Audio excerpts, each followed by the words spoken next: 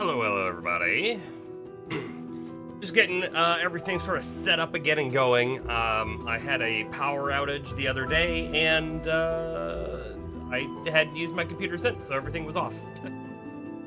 It didn't want to turn on, then it did. So anyways, I hope everything working good and sounding good. But that does also mean that we gotta load our save. Typically, we just pick right back up from where we left off. Burgerballer44 just resubscribed for 41 months. Yo. Yo. Welcome in, Burger. Thanks for the subscription. Wow. 41. I know, right? Kind of crazy. Here, I'm gonna do this. We're gonna do music off. We're gonna do this music on while I talk for a minute. 41 is so many. Yeah, only 3 more, and we'll hit the number in your name.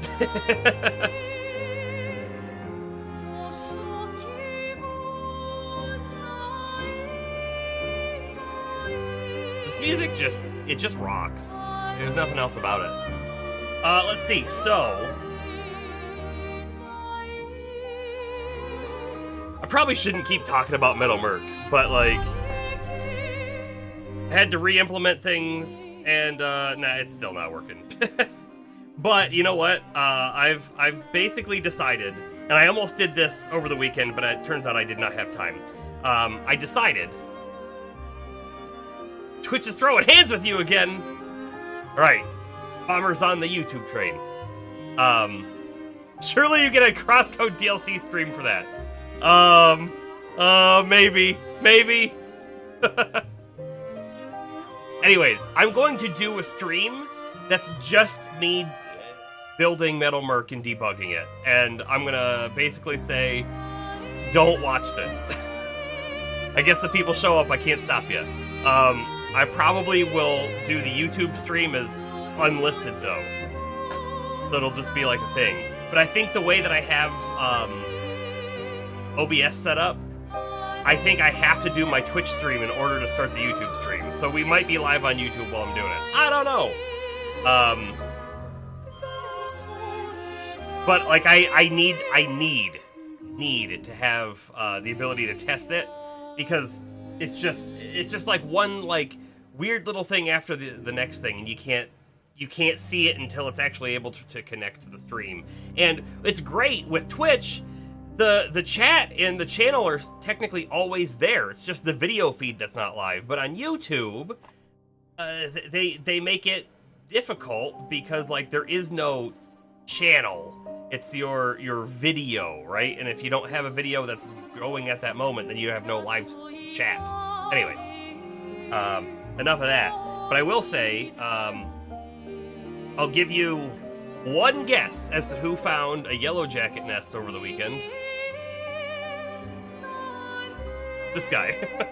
I was trimming in and around a garden spot, and so there's like this really kind of low bush thing, and I trimmed on the one side of it, and then I went around and I was sort of trimming over it a little bit because it had some stuff popping up, and then I trimmed the whole thing on the right of it, and then I'm like behind the garden. I'm only a foot or two away from this spot I just trimmed, but I'm behind the garden, and I'm getting, I have a fence, and I'm getting along the fence line, and so I'm like going slow and making sure that I'm getting it well, you know?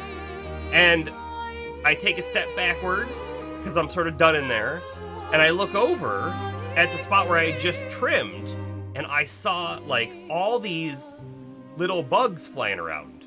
At this moment, I did not know that they were yellow jackets. I'm like, that's weird. Where did all these bugs just come from? And I took another step back, and at that moment, I got hit right in the, well, right on like the top of my stomach area. Like right below the chest, basically. And then like immediately I knew like bees of some kind, but they looked so small. And I took off They did not chase me, which was great. Went back out because I had to finish stuff, and they were still buzzing like crazy, but I couldn't see what they were. They looked way too small to be a yellow jacket, but I went and looked at them again like hours later when they were like calmed down and I could see them coming in and out. And yes, yeah, they are little yellow jackets, and I need to get some spray and spray that area because not fun. I'm lucky I only got stung once because I mean, they must have started buzzing with my back to them. Anyways. You would have been wrong, Bomber. No, it was me. Yeah. And then, you know, I'm trimming other spots. And as I'm trimming other spots, like, I'm now paranoid. Like, okay, great. Am I going to hit another nest? Of course I didn't, but, you know, it's in my head now. Okay. All right. Let's get the game a-going. Is this the first time we've seen the screen? Because it might be.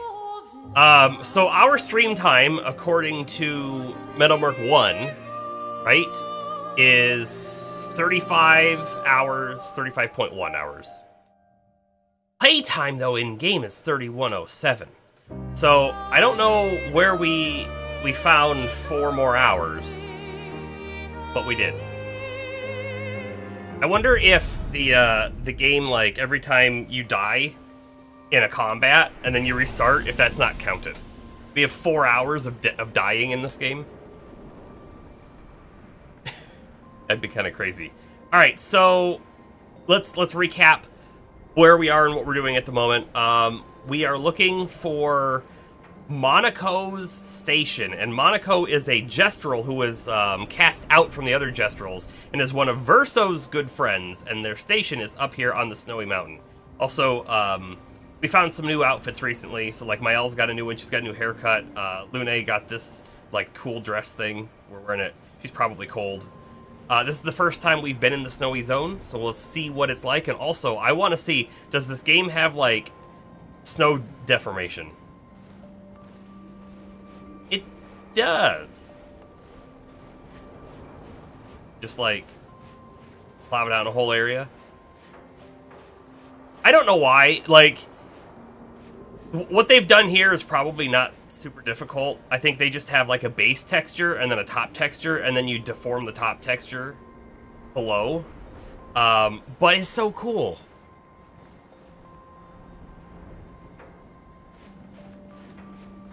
Anyway, I think we just like upgraded everybody, but we'll double check. Nobody's got points to spend. I'm not looking at skills right now. Moving on. I kind of like how the characters are built now. I do know that there are certainly some improvements we could make if we have the points, but I don't think we have enough points just yet. Look again. We'll look tonight though, for sure. Here we are. Monaco Station. Monaco, not Monaco. I knew it. They're real too. A Grandis? Grandis.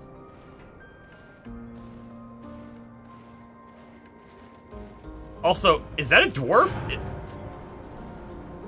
Are Grandis dwarves?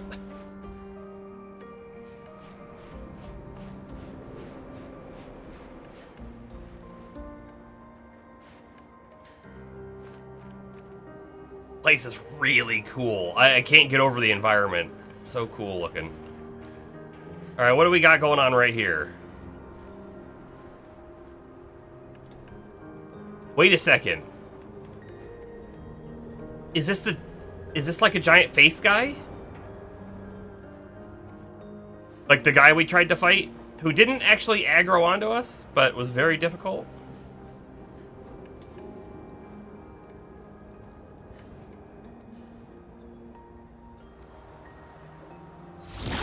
Ah, the bell should have made some sound.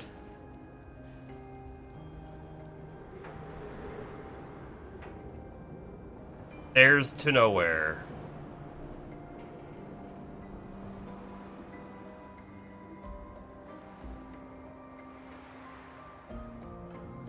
Ah. No, this isn't one of the big face guys, is it? Contrary to what some believe, guard duty is quite rewarding. I find it meditative and instructional.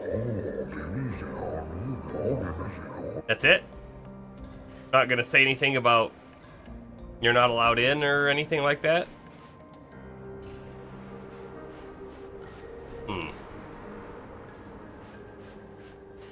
How many of these Grandis are there?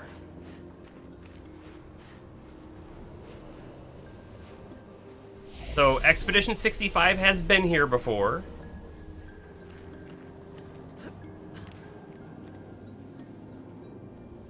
Argasan Journal something?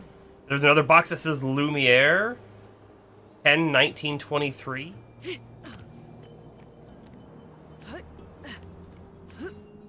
Oh, I can't jump over. Can't break the boxes.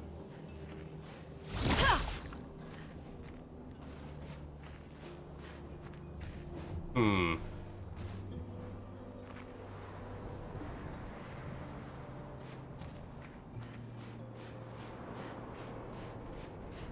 on, there's gotta be loot somewhere, right? There's the loot. What we've been looking for all this time. I think it's probably Chroma. Nice. It was Chroma.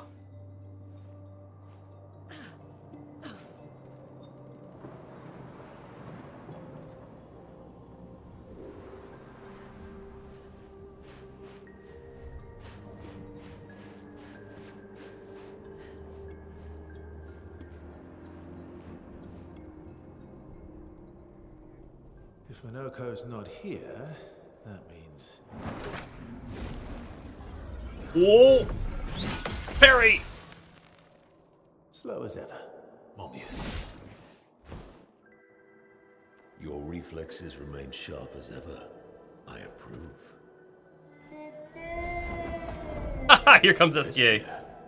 Did Verso pull you into another adventure?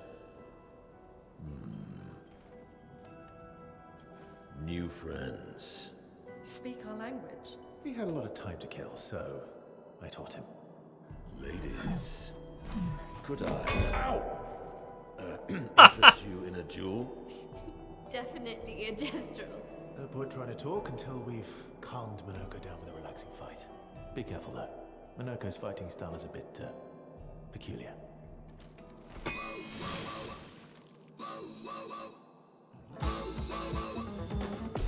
Listen to that music. Oh. Oh my goodness. Okay. So he's gonna can turn into a transform. Not expected.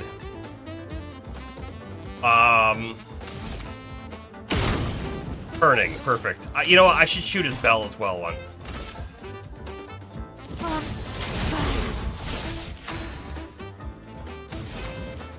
And we gotta get him up.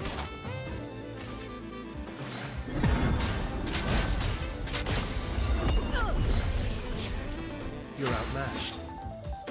Okay, let's try shooting the bell. Oh, I don't think it's gonna do any damage. I really shot his hand, not the bell, but still. Oh, if I hit him one more time, we'll go into C. So I'm gonna use one more. Nice. And then we attack once. Cut him down. And we play again immediately. We've got 9 AP. We can do anything we want. I'm gonna From Fire. We're not at full life. Although maybe I should guarantee the mark for Mael. She is technically next, but if we get a counter, the mark will be gone. I'm gonna From Fire. I'm gonna shoot like once or twice though. Perfect.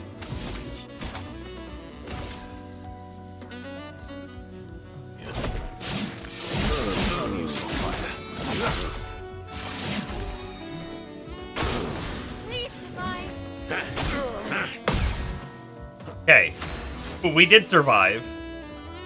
Alright, I've got one shot to get Mark. Missed. Well, I mean, missed the mark. Hey.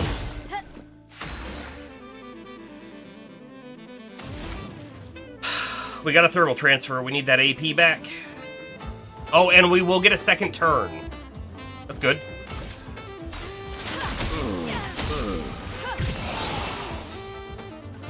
I kind of don't like the sound he makes when he gets hit.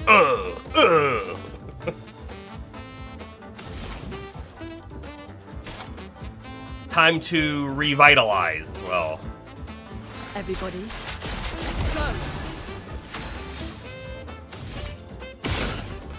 I'm gonna shoot twice and then attack. But remember, we always attack once before doing anything else because his current weapon is built around base attacks, and we have passives on and stuff that let us do like extra damage and debuffs and buff ourselves and all sorts of stuff. So it's definitely worth it. I'm gonna try to break him. I don't think we're close enough to breaking him, but I'm gonna still do perfect break anyways.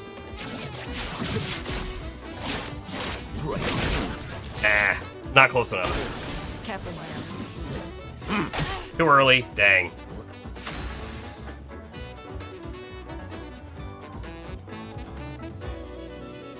Well, Mael can go immediately back to Swift Stride, so she will. A storm is coming. So, if I thermal transfer, we'll get to go again immediately. So I think we do that, and then maybe Thunderfall right afterwards. Feels good to me.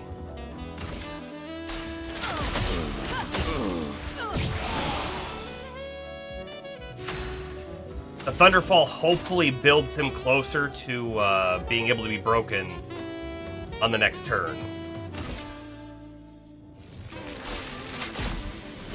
Lightning, strike! Let's carve a path. Dang, it's pretty close.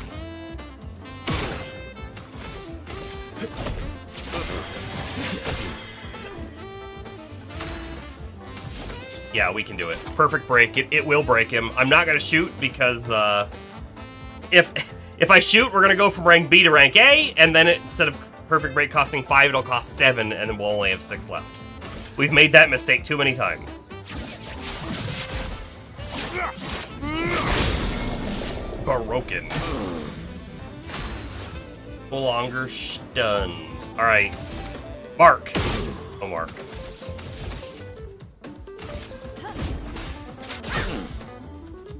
That was a good one.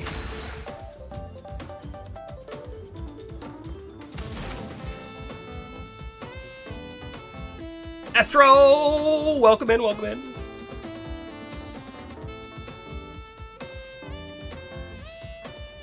We are, we're fighting our soon-to-be friend, Monaco.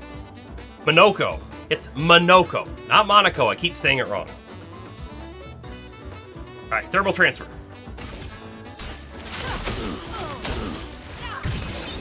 Very little damage.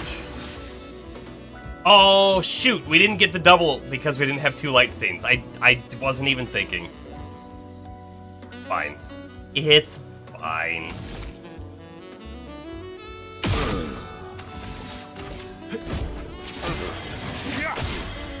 Let's carve a path.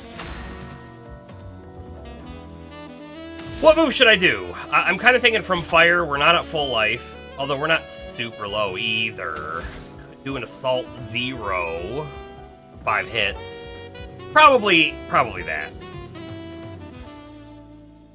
Probably that. I'm gonna shoot him one more time though. Yeah, I got the mark. Not that it matters.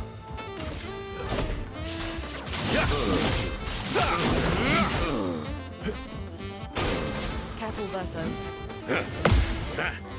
There we go. Finally get a counter on him. Oh, he's ready to break again. She does not have enough AP to break. Well, that's really sucky. She's just gonna offensive switch. That's all she can do. Verso will be able to break, though. Let's cover path.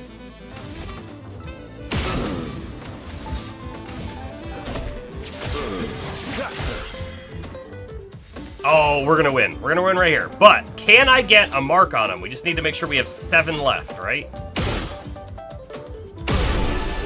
Or I guess I can just kill him with a shot. 45,000 XP.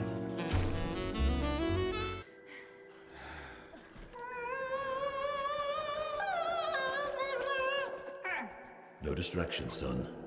I'm really busy beating up strangers. Noko, what are you doing here? Even with Eskia, you're still slow. Oh, where's the man with the weird arm? Noko, you said Nevron? Yeah, a stalact is approaching. The greatest are taking cover. Come on, come on. Oh. A stalact. Stalact. I don't know if we've seen a stalact before. We're gonna find out what it is.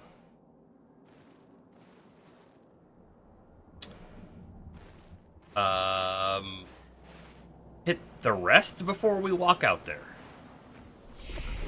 Oh, also we have somebody to level up. Bio. She could do with a tiny bit more speed.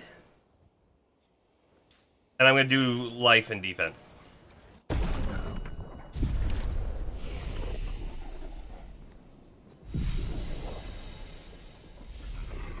Okay. So when he said son to Noko, was he actually saying that Noko is his son, or is he just calling him son because he's young? I feel like it's the second, but I don't think we should discount the first. That's a pointy head. Friends of Verso, as honored guests, the first fight is yours. Defeat the Stalact with your fearsome talents. Right. Oh. Is this serious? Yes, it is.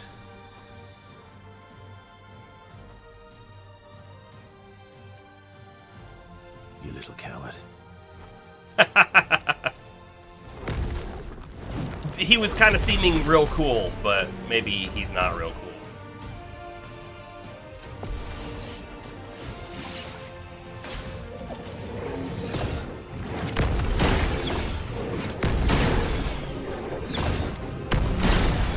Alright, so he's absorbing one of our elements, so that's bad. Oh! He changes elements! Why aren't you using gradient attacks? I don't need pointers from the one sitting on his lazy ass. Radiant attacks now, too? You didn't teach them, did you, you lazy old fart? Very well. I shall generously impart my wisdom. Gradient attack. You can now use gradient attacks. Each AP used to cast a skill fills the gradient gauge.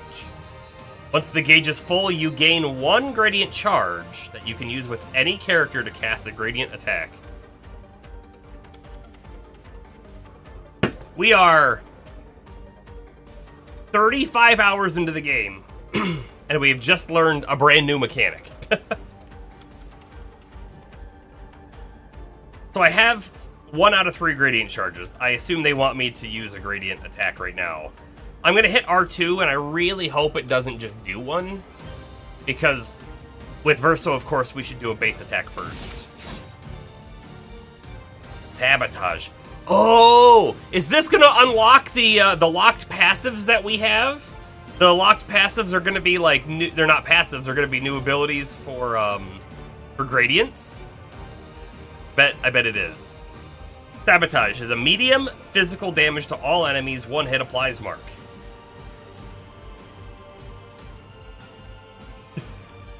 I don't think we're 274 hours into the game. Not yet. I don't like this gradient attack. I'm gonna try shooting its shoulder. So, because he's in fire, I think Mael's gonna actually heal him right now.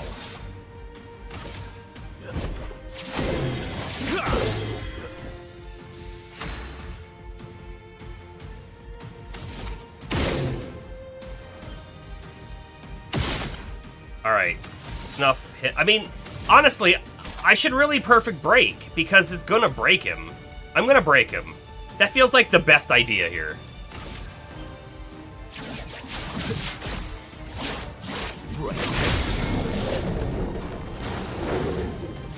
I do know Jeremy, but online we probably shouldn't use real people's names. How are you doing tonight?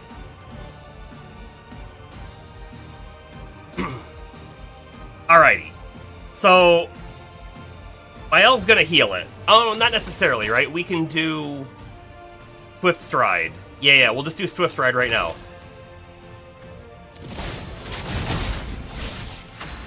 Perfect. So, will the burn cure it, though? The burn might cure it on its turn. We did win the fight with Monoko, and then when we came out here, he taught us a brand new attack called a Gradient Attack. I should have looked at what Mael's was. High earth damage to all enemies. Removes all enemy shields. Wow. I'm not ready to use the Gradient Attack just yet. I think we thermal transfer. Although, let me shoot once first. Kerpow! Yeah. Weak to ice, which I figured because he's in fire stance.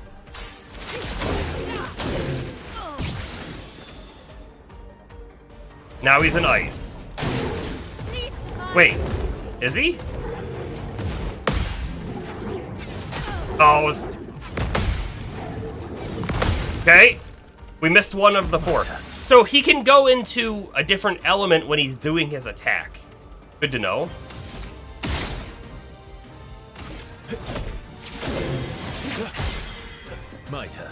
We're doing a ton of damage to this guy. He's not supposed to be difficult, I don't think. I'm going to use the Sabotage this time, and we'll see what it does. Wow. That was cool. What's her gradient? Not that we can do it. High physical damage, 5 hits. Virtuous Strike, and it might put us in Virtuous Stance, even. I like that. That's really cool. But we're gonna make use of being in Virtuous, and we'll do a Momentum Strike. It's gonna kill it. Bam. Nice.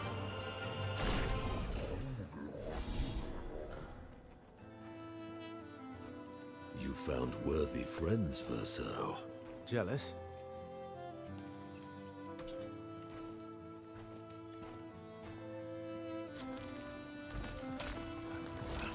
What are you doing? Just Harvesting. aha!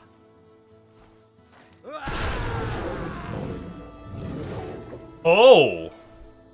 He transforms by collecting Nevron feet. Don't ask me how it works. I've never understood.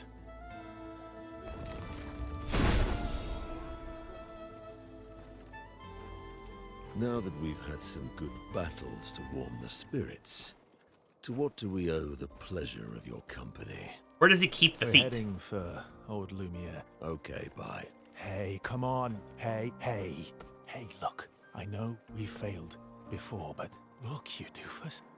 Don't you recognize her? Of course I do. Then you know what that means. This is our shot. It might be our only shot. This is your only shot. Out of the question. I will never join you again. There will be a lot of fighting, though.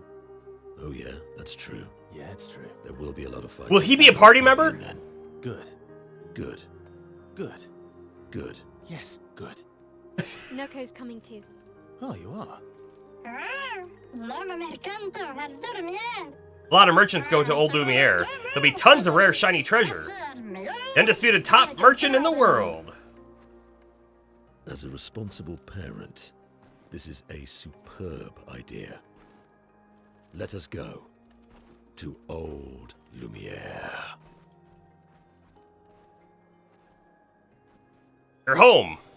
Welcome back, James. Did you have a good time? Oh, the greatest came out now that the Stalactite is gone. You should go talk to them. They're nicer than Jestrels. Want to go to Old Lumiere, you should take this exit and then head north. Oh, the exit that was blocked off before, okay. Think.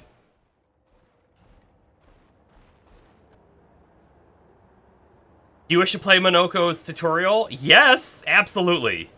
How? I did not ever see getting, like, a gestural companion. It just never even crossed my mind.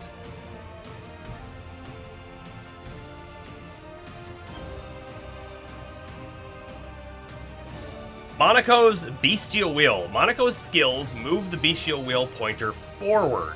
Each mask on the wheel upgrades specific skills. The Almighty Mask upgrades all skills. Upgraded skills are stronger or gain additional effects. I'm gonna tell you, I just read all of that and I don't understand any of it. You're playing Guild Wars 2? I've played Guild Wars 1 when that came out. I never played 2. I kind of regret it, but it's too late for me to play it now. I did like the first one. However, it was lacking some of the MMO-ness of an MMO, since they were like low-volume instance zones, if that makes sense. So he has a Bestial Wheel, which we can see on the right, and right now it's on the Heavy card. Casting skills moves the wheel's pointer. Corresponding skills are more powerful. So if we use a Heavy move, it would do more damage. Each mask on the wheel upgrades specific skills. Alright, so that's just the Heavy mask. I'm gonna say mask instead of card. So it upgrades Heavy skills. I got it. When it said upgrades, I thought it meant like permanent upgrades for the battle, but that's not what it means. It just means for that turn, I think.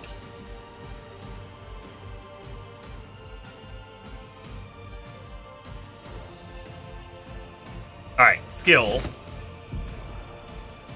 Monaco's starting skills are Chalier Combo and Stalact Punches. Bestial Wheel is on Heavy Mask. Yep, therefore Stalact Punches is upgraded and deals additional damage. Use Stalact Punches to move the Bestial Wheel pointer 4 masks further. Oh, this is such an interesting mechanic, because then it's like, well, in 4, it's whatever the blue one is, which we don't know what that is at the moment, but like, that means that, like, next turn I would want to use this move, but you know what? I don't want to use that move next turn, so we're going to use this other move instead. This seems really cool. Master, you played Guild Wars Factions a little bit. You know what? I don't even know what that is. You think you hit the level cap 20. So the original Guild Wars, I believe the level cap was 20. That sounds right to me, but it's been a long time since that game came out and I played it. That must be like 20 years at this point, so I can't quite remember. Then the game opened up, you struggled to finish any single fight, and so you quit. Huh. Was that... That was still like an MMO sort of experience, right? So here's my mini rant on MMOs. I hate MMOs that are essentially single-player games with other people around. And Guild Wars 1... sort of felt like that.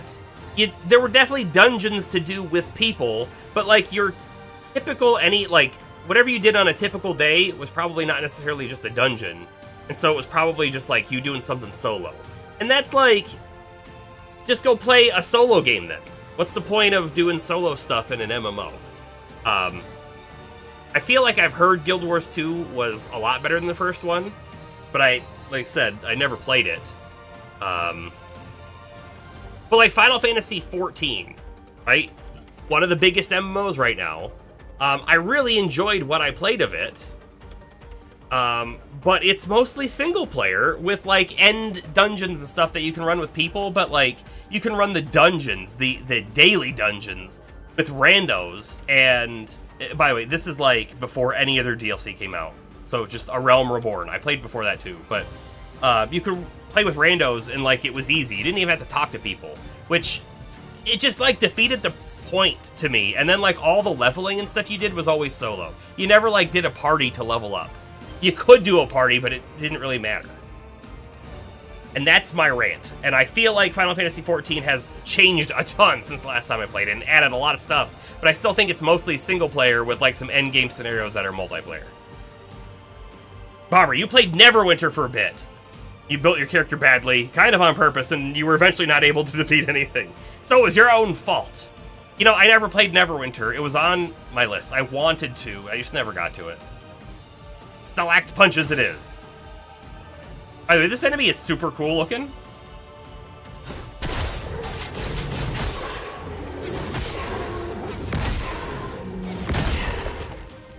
This guy's like a blue mage, by the way.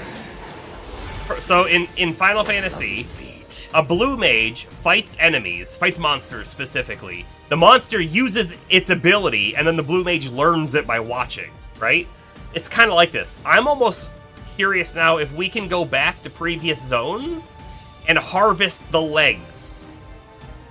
Monaco harvests Nevron legs if he is in the party when the Nevrons are killed. Enemies with lootable legs have this icon next to their health bar. Defeating them will allow Monaco to learn this Nevron skill. The bestial wheel is now on caster mark. Monaco doesn't have any caster marks yet, but defeating the Pelerin will unlock one. So, Mega Man? Kinda like Mega Man. We also have a gradient attack on him too. And it takes you immediately into the Almighty Mask. Not that we have gradient charges. And we don't even have a thing here, so I guess I just have to do a normal attack. I'd love a dance.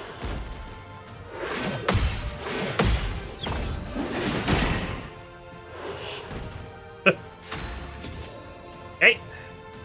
So we're still on the caster wheel. We won't move off caster wheel until we do something here.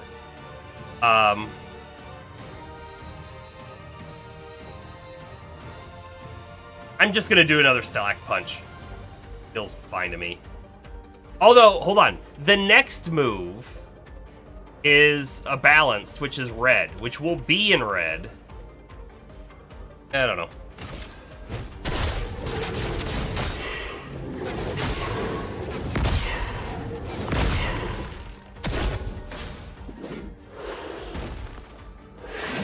Ah, too early. We're not taking it. I guess it's the tutorial, but man, if you didn't do the tutorial, then you wouldn't learn whatever this ability is, at least not this early.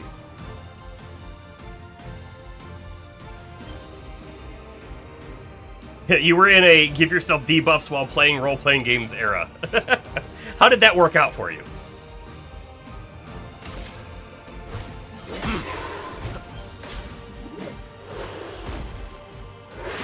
Dang it!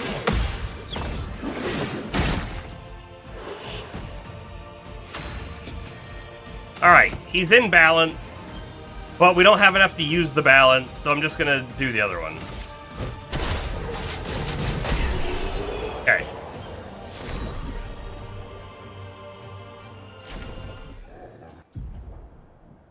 We got the foot. You've just beat a Pelerin and looted his leg, which allows Monaco to learn the skill Pelerin Heal.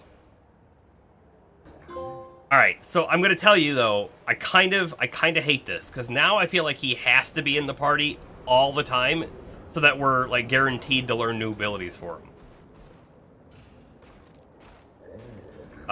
They swapped him with Lune, and I think that makes sense because it seems like he might be he's gonna be an all-arounder, but he just got a heal, so like potentially he could be a Lune replacement.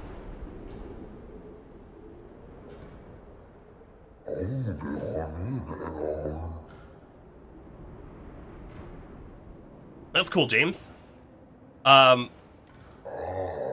So were there many like shows, or was it mostly like booths and you go up and like experience whatever they had at the booth?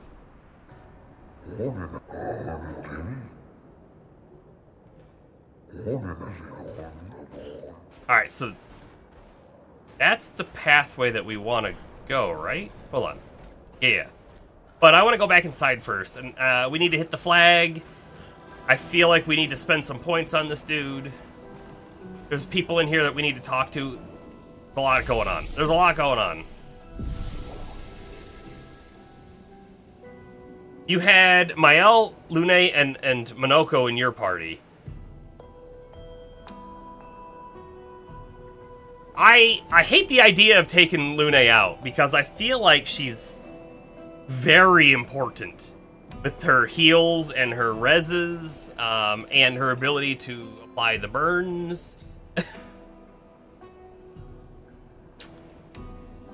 But I don't know. I want to play with CL a little bit more too, and we're not. So maybe I should just drastically change things up for a little bit. And like maybe the team that I've been using as the core team, maybe they're still the core team, and it's like, man, we're in a tough spot, let's swap them all in or something. There were a good number of panels at the event, including live recordings of gaming podcasts like Retronauts. That's kind of cool. One presentation was on a proposed partnership between Nintendo and the Minnesota Lottery Commission. What? Now, hold on. Were they proposing that Nintendo should do that, or is this a thing that was in the past? You recommend that I do what I want to do. Exactly. I will. I'll have it no other way. But, I kind of want to keep using the same team. That's the problem. But the other part of me is like, no. We have to make sure that we're learning the new abilities on Monoko, right? So I'm gonna swap things up. That's how we're gonna do this. We have 3 points to spend on everybody except Mael, and then 78 points to put on him. Oh man. The Nintendo thing was back in 91. Okay.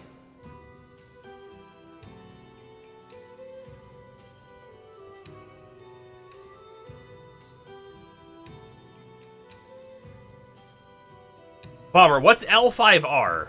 I can't think of what that is. L5R. You're gonna say it, and I'm gonna be like, oh yeah, duh. But he had to roll a save to prevent himself from compulsively eating. Played a Pathfinder game with a character who isekai'd after dying from falling off his window washing platform, who had a fear of heights and things flying at him. Played a medieval low-intelligence soap maker in a vampire-centric game. All fun, but got old for the other players. Yeah, you know, I can see that. The jokey stuff. It depends, right? If the campaign is trying to be serious, then the jokey stuff is probably not great. But I will say, right, playing like a serious character who has flaws, like afraid of heights and whatnot, is wonderful. I don't know what to do. I don't know how to put the points on this guy just yet. Hold on. So if I go into learn skills, look at this, look at this. Okay, so the locked ones have now become unlocked. Well, the first one did. It is exactly what I was sort of thinking it was. It is the Chroma. Not called Chroma. What is it called? Catalyst? I don't remember.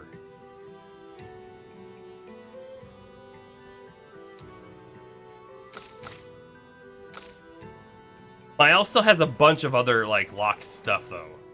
He's special. Oh, look at this. Look how many abilities he can learn. This is so cool. That means, like, you can build this guy to be any role of the party. You need a caster? Bam. You need someone who's going to be a buffer or debuffer? Bam, he's probably got it. You need somebody who just needs straight attack? He's got it. You just have to go learn it. Now, here's a big question.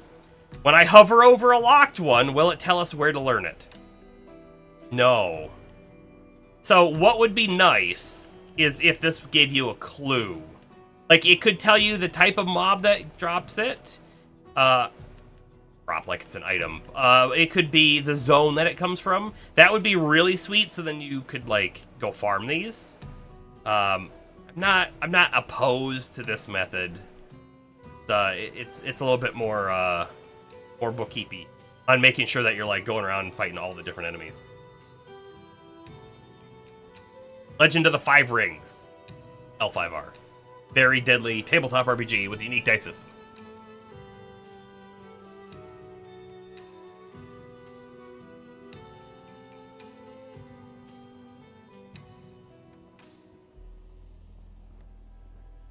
Bomber, is Twitch working better for you now? Is that why you're back over there? I think the, by the way, James, I think the tools for game design on older hardware is really cool. I don't know that I have any interest in getting into that. If that makes sense, but it is really cool. All right, this heal ability applies regen, but if you're in caster mark, it also heals. Ooh, yeah, I don't know if I like that. It's a big heal, though.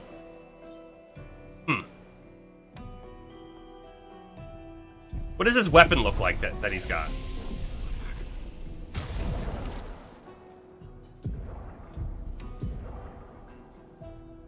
Monocaro. Level 9 already, 295 power, start battle in balanced mask. Okay. If we upgraded it by 1, he'd get powerful for 3 turns, which is pretty cool.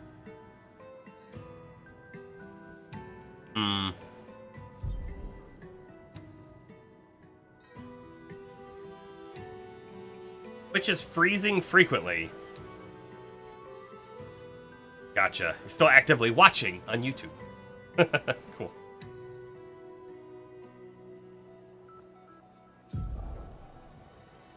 He will have outfits and stuff too. Alrighty, yeah. Let's throw some points on him. Legitimately, I don't know what to do. I'm gonna just kind of like spread him out, I guess. I want him to have some good vitality. We're gonna give him at least 15. We'll do 15 there. Pump that might up as well. Get him some agility. Defense. Luck. I think, though, I'm a little less interested on the luck for him.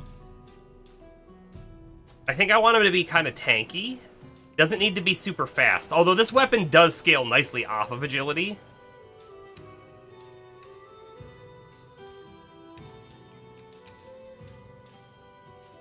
We'll go right up to 20 on the vitality. We'll go right up to 20 on the defense, and then I'll do 2 more into luck, and the last 3 points I think can go into agility, because why not? Okay. We've spent his points, so spend everybody else's 2.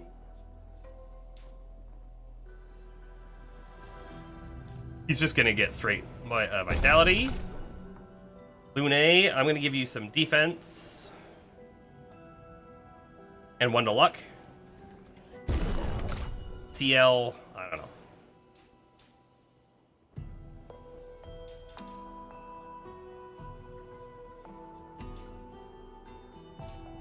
know. She's gonna get vitality too. Okay, cool.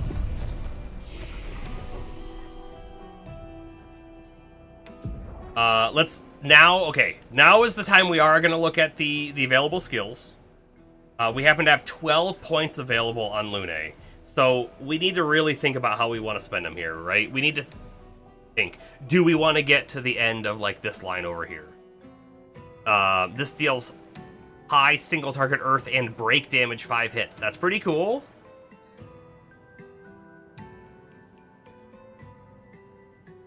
Deals low earth damage and break damage to all enemies every turn. Also increases all break damage received by 50%. What does that mean? We don't take break damage on our characters. So is this like a debuff it puts on the enemy?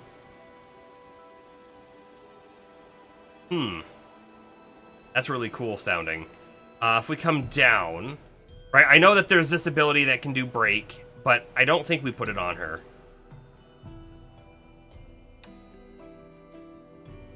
Typhoon on turn start deals ice damage to all enemies and heals allies. That's kind of neat.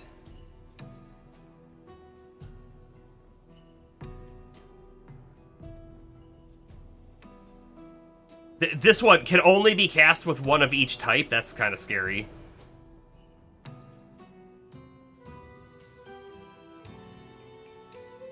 So if we go down the fire path, right, we have Fire Rage deals increasingly high fire damage to all enemies every turn until Lune receives damage. Self-stuns if interrupted. Then finally, Hell deals very high fire damage and applies 5 burn per hit to all enemies, 2 hits. Deals self-damage if failed. Honestly, I thought we were going to build towards this fire. I really did. But I'm sort of now leaning a little bit towards, like, Typhoon is sounding interesting. Right? This ability is a dot, right? Because it's damage over time for 3 turns, potentially 5 turns. And a heal. Right? It's going to deal damage and heal every time you, like, every turn. Kind of cool. We don't have enough points to get it though, right? Not this turn. Nor do we have enough points to get this. So actually, we're gonna hold off. I don't want one of these moves enough. No, I don't want one of these moves enough to change up her skill tree. However, CL. So here's what I'm thinking. I think we're gonna have Mael, CL, and Minoko in the main party for right now, or possibly Verso, CL, and Minoko for a little bit. Haven't decided yet. But so if CL's gonna come in, I want to like double check her abilities, right? So she could have a heals all allies. Which before, right, she didn't need to heal anybody because she was always, like, by herself.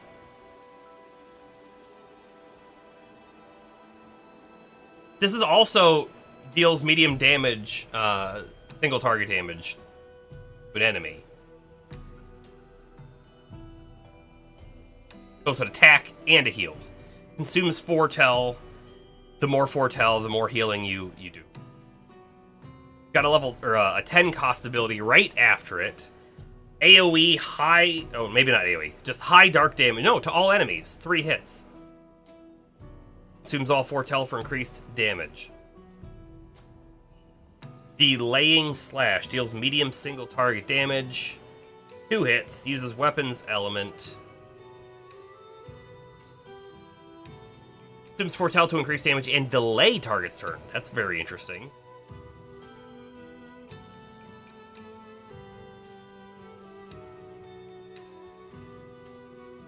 Cleanses an ally of their status effects and propagates the target's buffs to all allies. This could be really good. Could be. There have been a few times when like removing a status effect would have been really, really good. Targeted ally plays immediately and gains 4 AP. That's pretty cool too. But it's interesting because it's like it's not a waste of her turn, right? Because her turn is just being replaced by somebody else. So, like, maybe if somebody else has a move that should go instead of her, it makes sense. But it costs 5 to give 4. So there is an AP loss associated to it. This ability can break. Oh, does she have break abilities now? I can't remember. I think the answer is no, right? No, she has 1. Phantom Blade. Okay.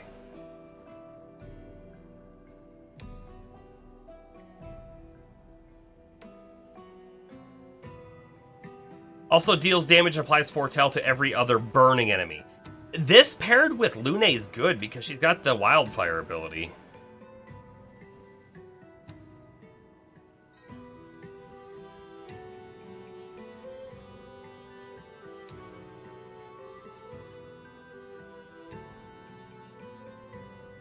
Targeted ally deals double damage. I wonder if that can go through the damage cap. Our Sacrifice deals extreme dark damage to all enemies. 1 hit. Absorbs allies' health and enemies foretell to deal increased damage. Wait, so you're sucking life out of the team to do this? I kind of hate that. Low single target physical propagates target's foretell to all enemies. That's kind of neat.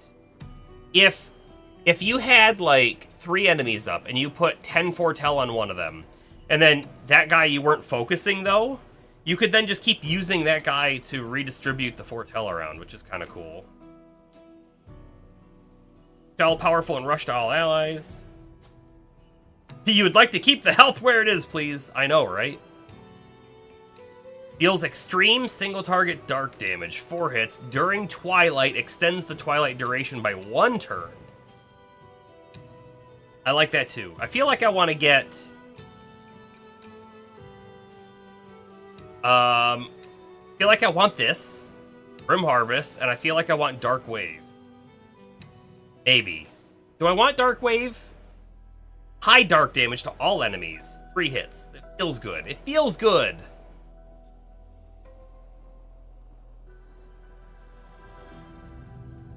So I'm going to buy Grim Harvest. We don't have enough to buy the next skill. Let's equip it. I don't know what we equip it over, though, right?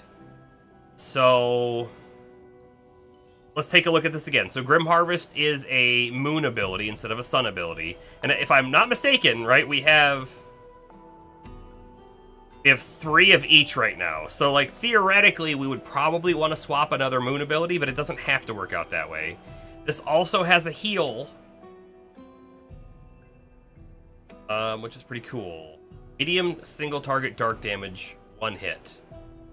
So if we were to get rid of something, Twilight Slash is cheap. I think we keep it because it's cheap, right? In case, you know, we don't have AP. Phantom Blade can break, so I don't think we get rid of Phantom Blade.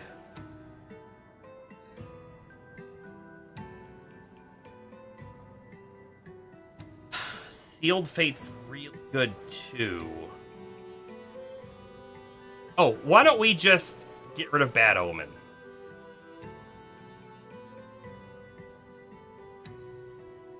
Is Bad Omen not really that great? It is AoE, and we'd be replacing it with a single target.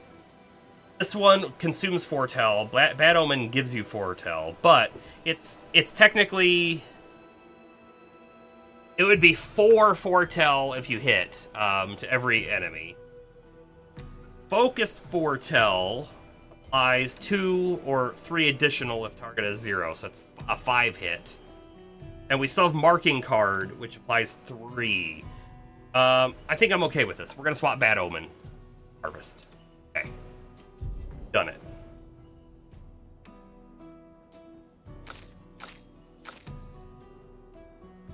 And Mael. Boy, I mean, we built down to that bottom ability, and I really like it. Payback. Very high single target physical damage. Reduced AP cost for each attack parried since last turn. And break. Very high single target. Might be good.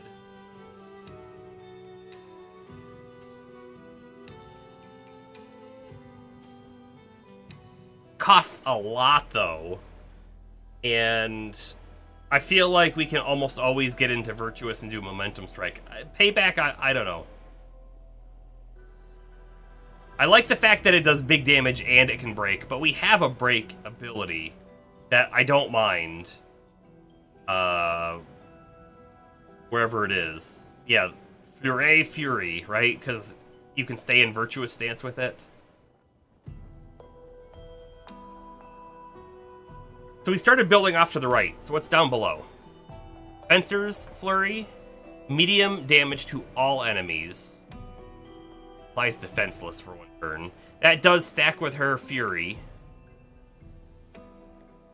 Sword Ballet. Extreme single target damage, 5 hits. Uses weapons element, crit steal, double damage. Sounds very good. Other path has what?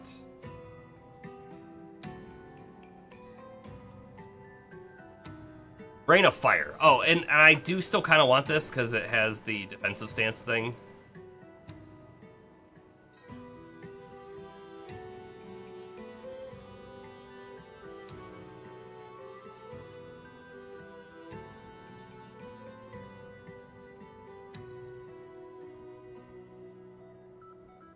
I don't like consuming the burn. I don't.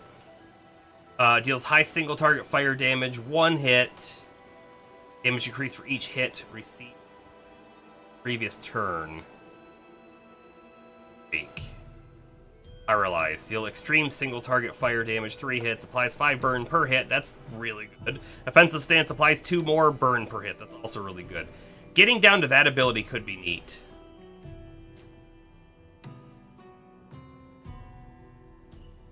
It would replace, Spark, right? This is low single target fire, 1 hit applies 3 burn. It does. It costs 9. So, like, we can't use it all that often. Alright, I'm holding off on her abilities, too. Sounds weird and dumb, but that's what we're doing. Alright, let's, hop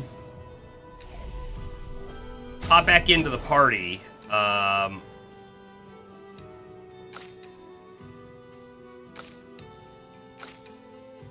Alright, this is the team now. It's the newer members. Also, oh boy, this is bad, right? Like, everybody has, like, basically 60 Lumina points, except Minoko only has 26. He doesn't have any Pictos on, which is fine. We'll, give him some things here.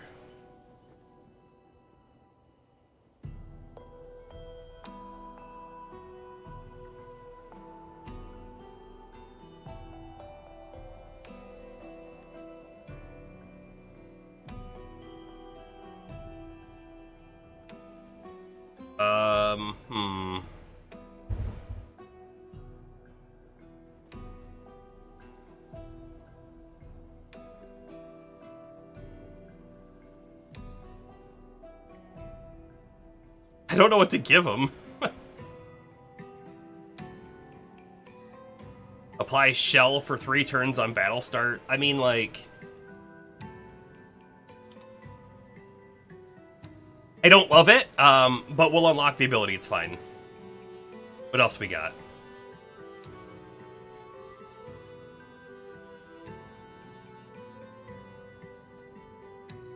So what's interesting, this defensive mode might work with, boy, I don't know where it was. So we just saw one that was like, you gain AP when you get hit, instead of, like, if you don't parry, if you get hit, you gain AP. And this one, on receiving damage, consume 1 AP to take 30% less damage. So, like, those two paired together would mean that you're kind of just receiving less damage. Free, I think? Ish? Neat.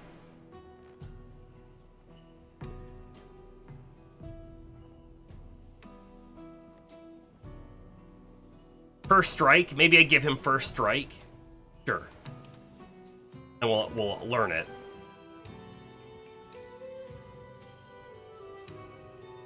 When healing an ally, also heals self for 50% value. He does have the, let's learn it. Let's learn it, because he's got a healing ability now, too.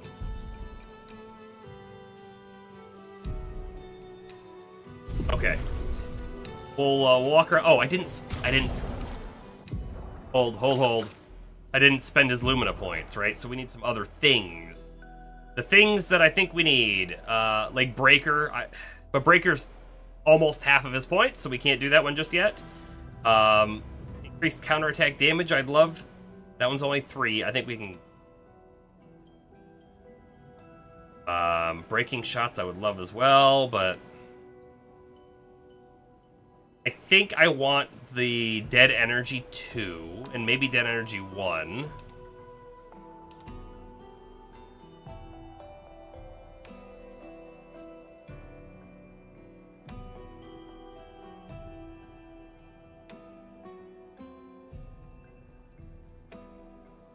Could give him +1 APM battle start. That's not the worst thing ever. We're not currently playing with Mael in the party, so marking shots is not as big a deal. I don't...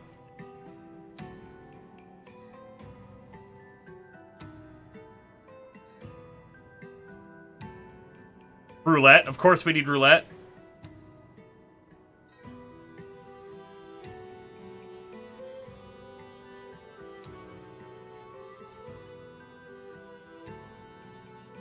doesn't really have a lot of good ways to be recovering AP at the moment. So giving him, like, daggering attack, because he's going to be doing base attacks more often, might be good. There's also energizing attack plus 1 AP on base attack. That would help him.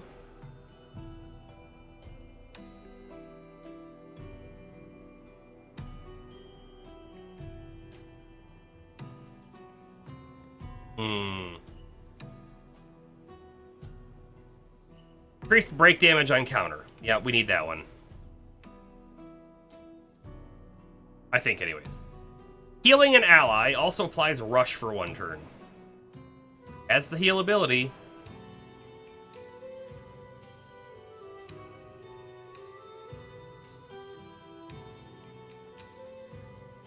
But I'm going to give him Breaker. That's like everything then. And sure, breaking shots. Okay. Talk to some of these guys. Beautiful weather today. Albeit tad warm for my liking. Too warm, really? Before the fracture, our ancestral home lay high above the heavens, on mountains tipped with crystal clouds. Blossoms of snowflakes graced our every breath. Blizzards of yesteryear were a sight to behold, and quite invigorating to experience.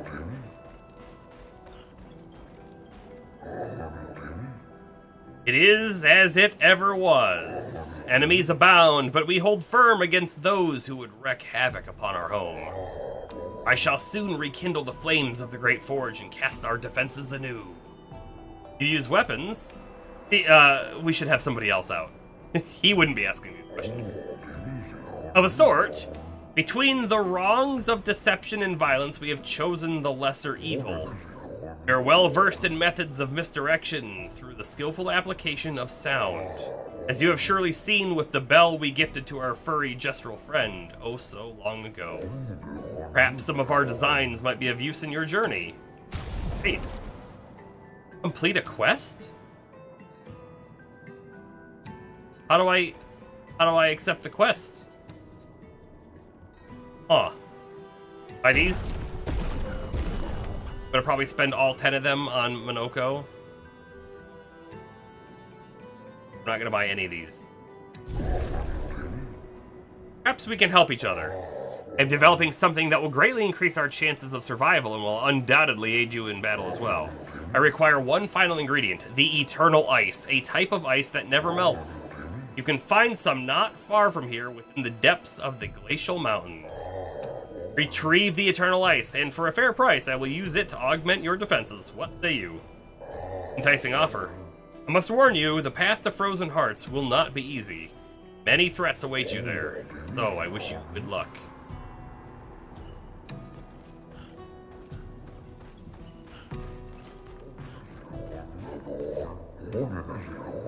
It's true, the fracture brought its share of ills, but there is beauty in its aftermath.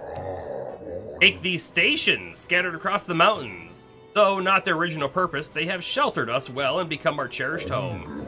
Your ancestors rode iron horses from station to station, and though these marvels breathe fire no more, still, they are a lovely reminder of human ingenuity, and they beautify our surroundings. It is astounding, is it not? Or astonishing? The many wonders your ancestors have wrought. I think you would enjoy a visit to Lumiere. Oh yes, I would very much love to go to Lumiere one day. I gotta swap, we gotta be someone else when we're talking. Doesn't make sense that he'd be saying these things. As you likely observed upon your arrival, some notable activity transpires occasionally at the station. However, with our esteemed Gestural having abandoned ship, we are compelled to undertake the task ourselves. And it's not like that. Ah, we jest. Do not be concerned for us, for we have faced every hardship imaginable. Guy has quite the hat. Ah. Sorry? We Grandis are impervious to cold, and it is utterly dreadful for one such as me. Can you guess why? Why? Because there is no need for clothes. We run about naked as the day we were born. Fashion designer, my talents languish from disuse.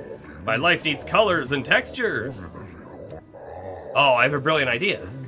We dress you and your two marvelous friends.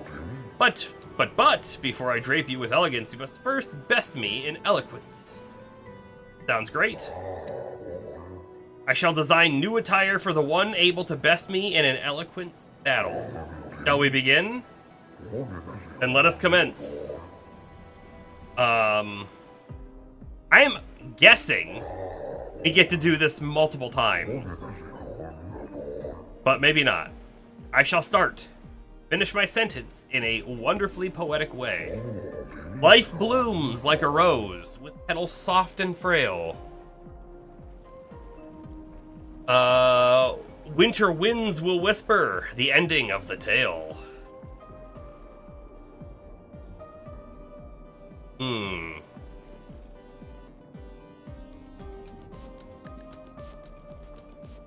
I like it. Your words impress me. Let us continue. Life's a canvas painted with the colors of our strife. But often it feels like a butter knife. No. Full of unnecessary rife. Maybe. Death, the artist's final stroke, completing every life. Maybe. Hold on. Life's a canvas painted with the colors of our strife.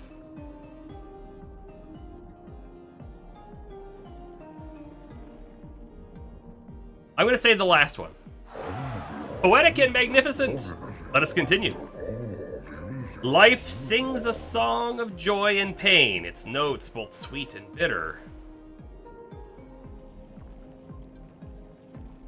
Echoes fade to stillness, our secrets follow after. I like that one. You have a way with words, young lady. You're good. I should have expected that. Hold on for a moment. It's going to take some time to create my piece. Can I swap characters and do it again? There, I am proud of this one. Ooh.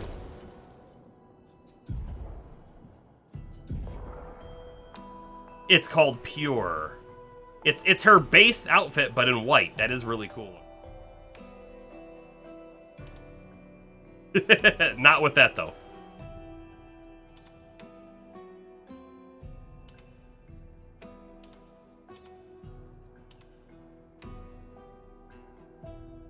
We're gonna swap to the artist hairstyle, I guess.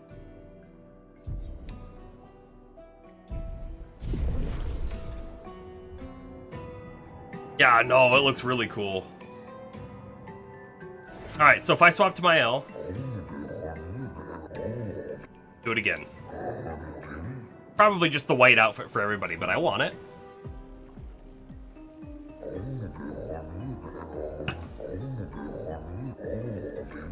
Life is but a fleeting dream, a whisper in the night. Where everyone just wants to take flight. While shadows fade to silence, gone beyond our fate. Yes. It is a fun way to get new outfits. Let us continue. Through the veil of shadows, life's mysteries are spun. Everything comes undone. Death untangles threads, revealing what's begun. And often we find it's not much fun. I wonder legitimately if there are wrong answers in this, or if it doesn't matter and you always like succeed. You know what would have been really cool? Now, this would have been like way too much, but like if every combination of answers gave you a different outfit and you could only get one. And so you'd be like, no, when I did it, I got the white outfit, and someone else like, white? Mine was pink or something. That'd be crazy. Through the veil of shadows, life's mysteries are spun.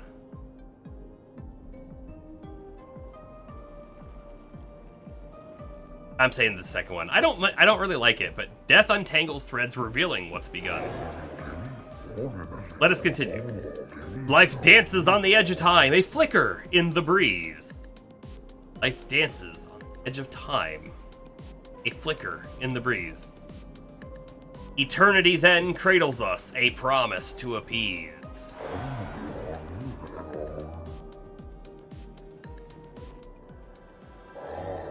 You're good, I should have expected that. Probably also got the white outfit right. You did. Moving on. I might equip it on everybody for a little bit, who knows.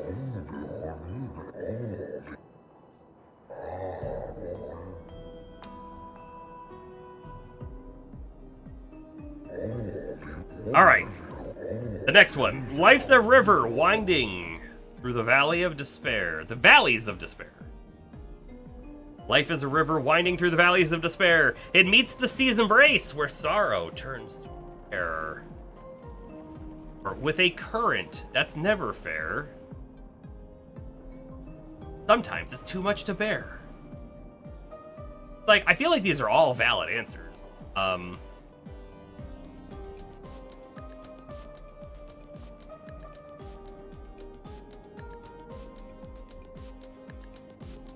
gonna say with a current that's never fair. Did he like that or not? That was not very poetic. Oh. Okay, you can actually answer incorrectly. That was quite terrible. Come back after you have trained. Alright. I think it's actually the first answer. I just didn't like it as much. I'm ready. They moved him around so you can't be like 1, 1, 2, 3 or whatever.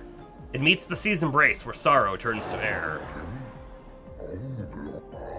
Life's a story written with the ink of dreams and fears.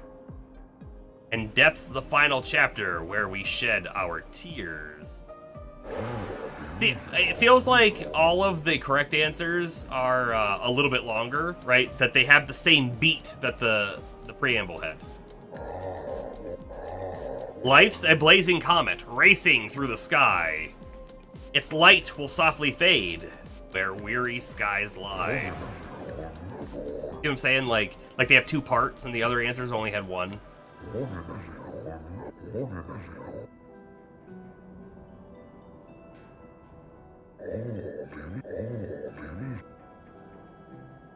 You three have incredible repartee.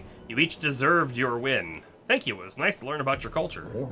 I'm happy you enjoyed it. I personally enjoyed creating those outfits, so I hope you'll wear them all the time. You've rekindled my passion for design. I shall become a full-fledged fashion designer. You can count on it. So, can I not get an outfit for, like, Verso? I forgot that we got the swimsuits. We're gonna swap her hairstyle, too. No. I just go back to her base. I kind of feel like her base is the best.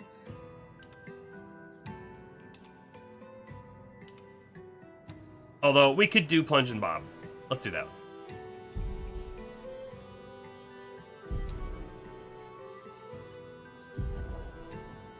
Now, Mael's outfit, Obscur, is super cool. Whoops. But we will go to the white one for a little bit.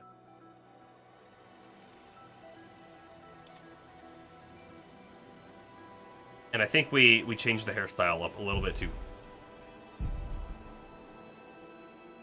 Alright, I'm gonna swap to Verso though and see what happens. You're not a lady! Oh, okay. Only ladies.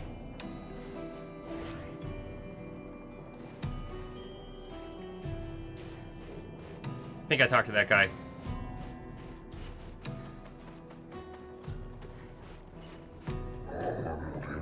The grandest lived peaceful lives long before the paintress emerged. The three great grandest tribes were renowned for the artistry of their discord. We too once had grand arenas like the Jestrels, but within our arenas, eloquence landed the killing blows. I still remember the excitement of the oratory games. Every 4 years, the greatest minds came together to demonstrate their mastery over the spoken word. This guy was alive before the fracture. Guess Verso was too. The debates were fierce and lengthy. I recall one bout that lasted 96 hours. Do you still hold these games?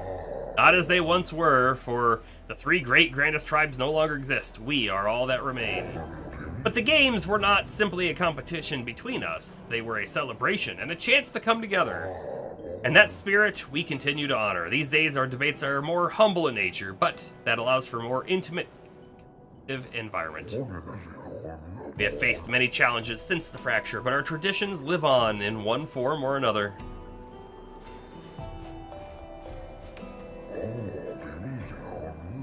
One more time, just like Minoko showed us. Almost, yeah, swing it more like this.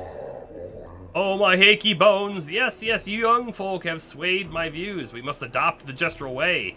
Alas, though, my mind is in agreement. My body is recalcitrant. Forgive these old bones. Let me try once more.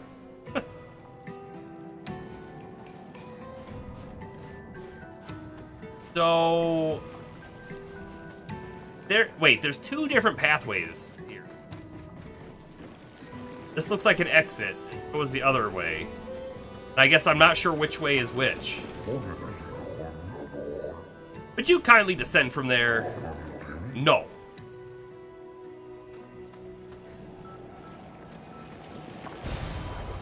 Lumina Point. Seeing if I could climb up that way.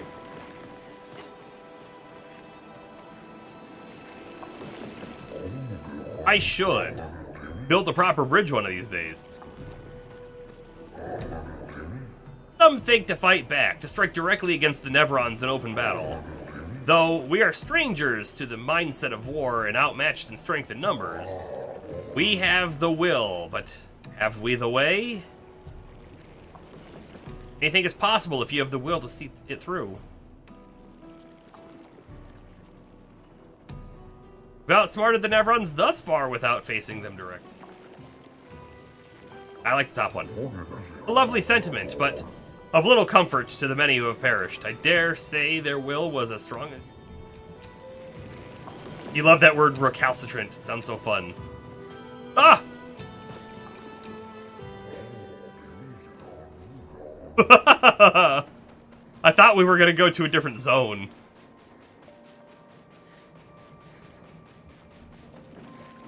I definitely did not expect to fall there. Now, look, is that a spot to land on down there? Don't know. But I want to talk over here to these guys real quick. I can't remember a time when we weren't hiding from the Nevrons. Feels like only yesterday to me. This pathway leads to the treacherous region of the mountains. If your destination is Old Lumiere, you should leave via the other exit. Ah, okay. So, good news. We know where to go. Bad news, I feel like I have to go back and fight some previous enemies to learn some new abilities. Expedition 65, Aurelian. The Grandes have embraced us with such warmth and hope. What a balm for the soul to know that other beings survived. That we in Lumiere are not alone. It truly is a miracle. The Grandes retreated to higher ground after Nevrons overran their lands. It is bittersweet, but at least the most important parts of their civilization will survive. Their children. Fortunately for them, they do not appear affected by the Gommage the way we are. It is painful knowing our expedition has failed. But at least we can enjoy our final days among friends. Sounds like Expedition 65 gave up.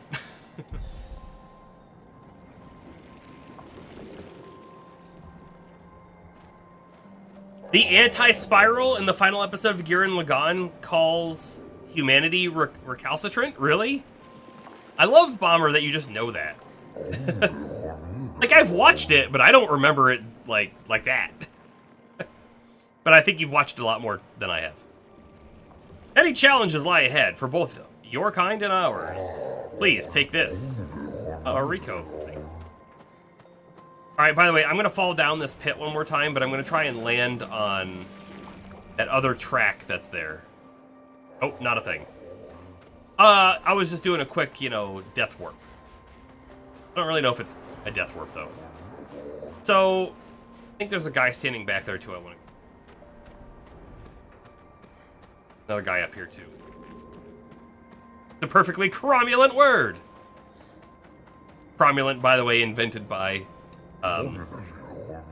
Simpsons. I can clear the snow, and I can clear the rubble, but this is too much. Must we truly dispose of this thing? It does not obstruct the way, it is simply there.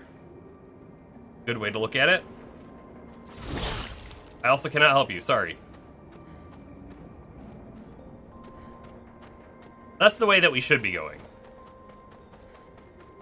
However, this is the way that I will be going.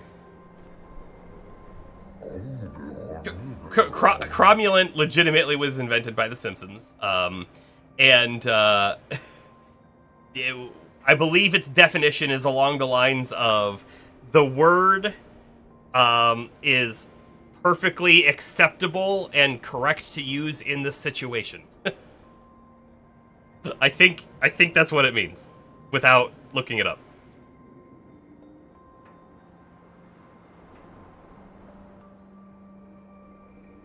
As some of us forget the history of our people, I thought it prudent to begin recording what I can. That's great to hear. Do you write then? No, I record everything in my mind. If someone forgets our history, I will simply tell them. But if you forget... Oh, let me think on that. Better yet, don't even be like, what if you forget? What if you die? Because he might be like, I wouldn't forget. But he could probably think like, oh, I might die. So it always fits no matter what? No, I don't think so. I think, let me try and come up with an example where it would be good and where it would be bad. No. So squanch from Rick and Morty is also a made-up word, but that can mean anything at any time. Cromulent, on the other hand, has a real definitive, like, word. So you could be like,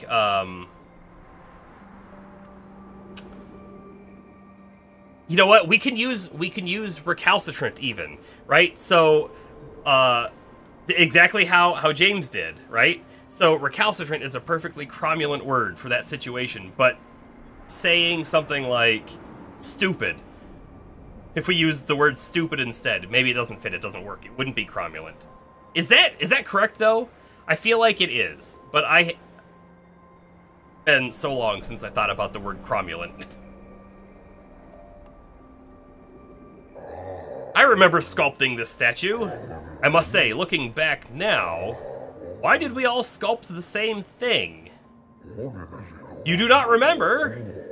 There was a time when the tribes sought to compete in a different manner than through eloquence battles. So we did this. They did sculpture battles? Maybe.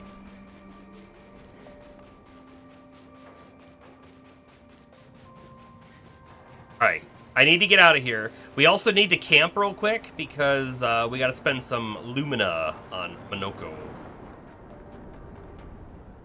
So I'm also a little worried, by the way, of letting people fall behind. Like, CL is getting XP even though she wasn't in the main team, but she was getting less, right? If we look, CL's level 28 and everybody's 32. She was, at one point, one level below them, and she's falling behind. And I'm worried that they could pull something later on in the game where you're forced to use a party member. Either they're the only party member you can even use in a situation, or, you know, they're forcing a team composition for some reason, story-related, right? And now you've got someone who's just fallen so far behind that they're not very usable. And I want to make sure we don't run into that situation. I don't know if the game will do that, but some... the RPGs do that, right? Minoko is also low level too, at 26. Alright, go to camp. Sculpture battles sound freaking awesome. Also very difficult to implement. Yes. Oh, by the way, we found another record in here. Alicia's birthday party.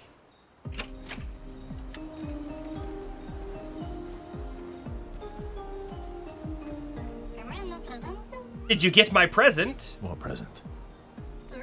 The one I left in your hut.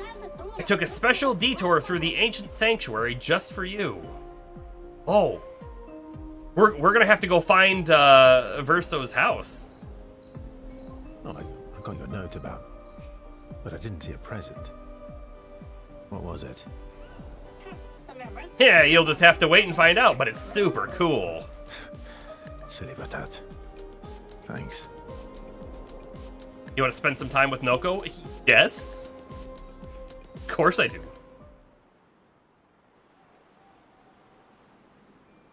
How's my favorite Patat? How's my favorite not a patat? Oh, I'm still your favorite, am I? Oh, I'm still your favorite, am I? Because you've taken a real shine to my L. Oh, jealous. You're the one who asked me to make friends. Fair enough. Is there a time when you don't want to spend it with Noko? So tell me, Patat to not a Patat. Why are you tagging along? Really? What do you mean? If I'm gonna be the greatest merchant of all time, then I need to find some treasure. I don't believe you. Don't tell Minoko I said this, but you were and still are the greatest searcher of all time. Oh. And you know there are more lost Jestrels out there. Why be a merchant? Why go to old Lumiere? Meh. Meh? Lots of other searchers now. Just because I'm the greatest of all time doesn't mean I want to do it forever. No? You know this. Forever the same sucks. True. True. See? Alright, alright. Besides, I need to keep Minoko out of trouble. Minoko's all grown up now. And it's your turn to be the Patat. And, like, Jestrels are so weird, right? Because the Jestrel, they grow up, they get old, and then they die. But then they come back again, right? They keep getting reborn. And it seems like they don't lose their memories or anything. So, like, it's your turn to be the child now. But, like, he doesn't have to be, right? It seems like he can, like, his personality isn't any different. He can choose to be childlike or not. And it seems like he's choosing not to be. Meh. So eloquent. It's very interesting, I think. I think they did a really good job with, like, the entities of the world. I don't know that I've seen another, like, game or book or movie or anything that really feels like this. They did a great job making it unique. Is Golgra still mad at me? What do you think?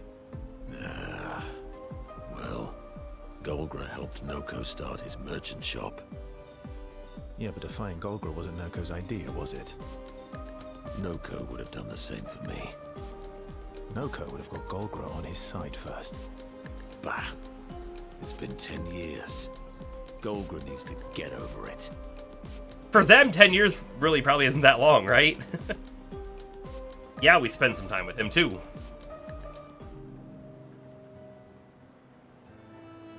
I see you got stronger.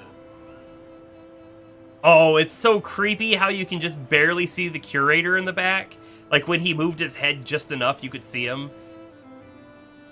Kind of looks not really like a zombie, but like that sort of aesthetic, if you will.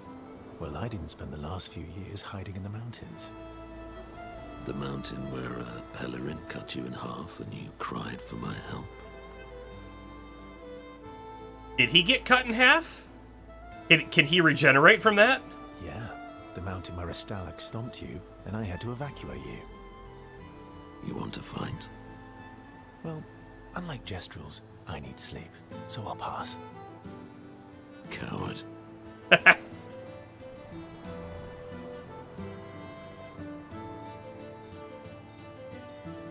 Have you seen how weak you are now? I'd beat you blindfolded. Have you seen how weak you are now? I'd beat you blindfolded. In the mountains, I have learned inner peace. These petty provocations do not work on me anymore.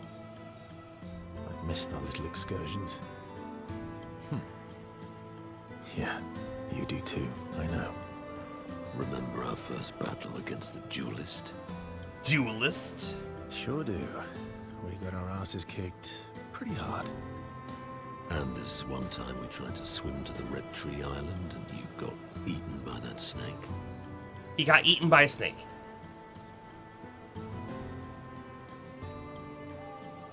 Chainsaws and large hunks of oak at 20 paces. By the way, you know what's so interesting? I don't know. Like, this was recent. I came to the conclusion of, like, you know, I could get a hunk of wood, and I have a chainsaw. I could try doing a chainsaw carving. They're super cool, but, like, how many must you do before, like, you could actually make something that's, like, clearly, wow, you made a bear.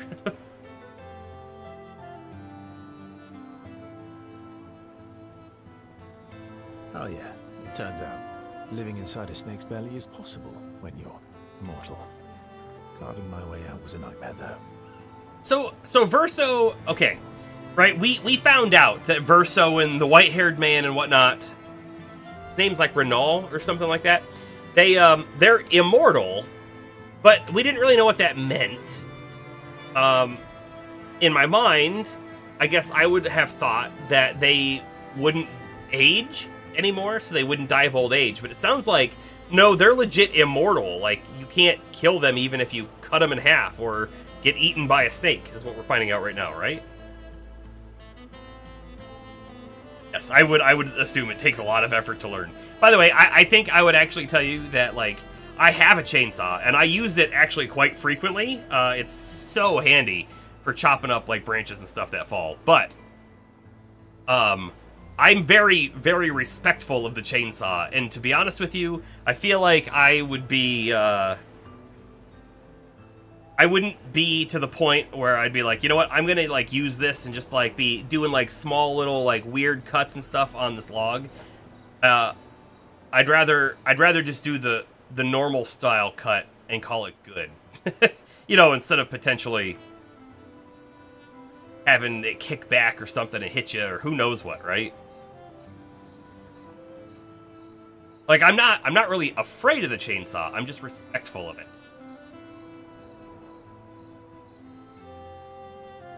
Remember that time you got stuck under a building for a year? Remember that time when you challenged Esquier to a duel? I like that one the most.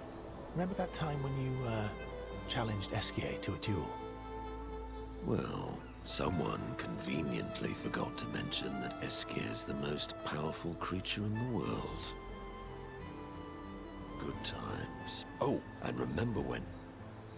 So, Esquier is the most powerful creature in the world. We've talked about Esquier before, and it kind of makes me wonder, is he essentially a god? I don't know. Monaco and Verso fall back into the familiar pattern of their camaraderie. Relationship level increased! Why did it start at 0?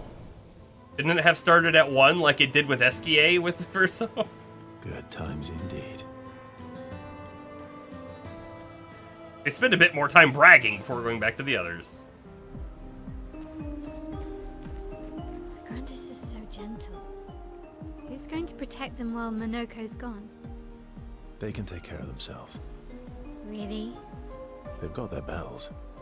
Don't worry. What do the bells do? Ringing the bells makes the Nevrons flee. Although, it only works on Nevrons with ears, so not every Nevron. Well, now I'm worried. Yeah. Actually, me too. Yeah, we'll spend time with everybody. Verso joins Mael, who is throwing rocks by the lake. Throwing rocks again. Mm-hmm. You should try. Esquier would be horrified that we're throwing stones into the lake. Or he'd be super happy because we're sending them soaring on fun little adventures. Oh, so they're like little rock expeditioners. Exactly. Would that make you the paintress then? Oh, I don't think I want to say that.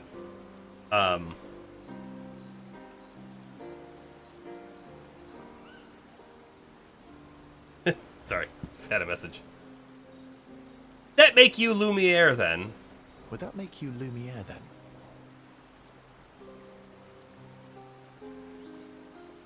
Actually, hold on. I want to think about this before we move on. Lumiere, all the expeditioners are coming from Lumiere, right? But his first question that we could have chosen was, would that make you the paintress then? They're technically leaving because of the paintress, right? But the wording, the way that you would ask that question would actually make it seem like the paintress is sending them out. And if we think about it that way instead, is the Gomage forcing the human's hand to send the expeditioners because the paintress actually needs them, needs help for something? What a weird way to think about it, something I hadn't thought about before. But that one line that we could have said from him changes things up a bit. But I'm going to tell you, I also don't want to use that line with Mael because he knows something about Mael and who Mael might be, and I don't want him making any mentions about those sorts of things prematurely. Not to her. Yeah, I guess so. I'm launching them on their journey and watching them from afar. Stone after stone after stone. Interesting questions, Berger says. Knowing they'll never come back. And knowing you'll never stop.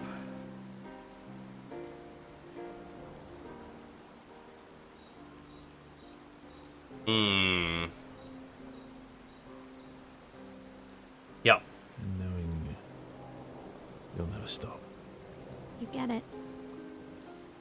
Yeah. I enjoy depressing poetry too.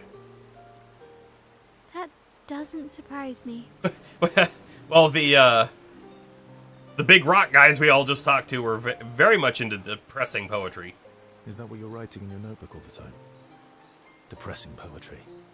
It's not all depressing. Why, what do you write about? You don't seem like a sunshine and rainbows type. Mostly poetic insults to use on Minoko. I'm currently comparing him to the backside of an owl.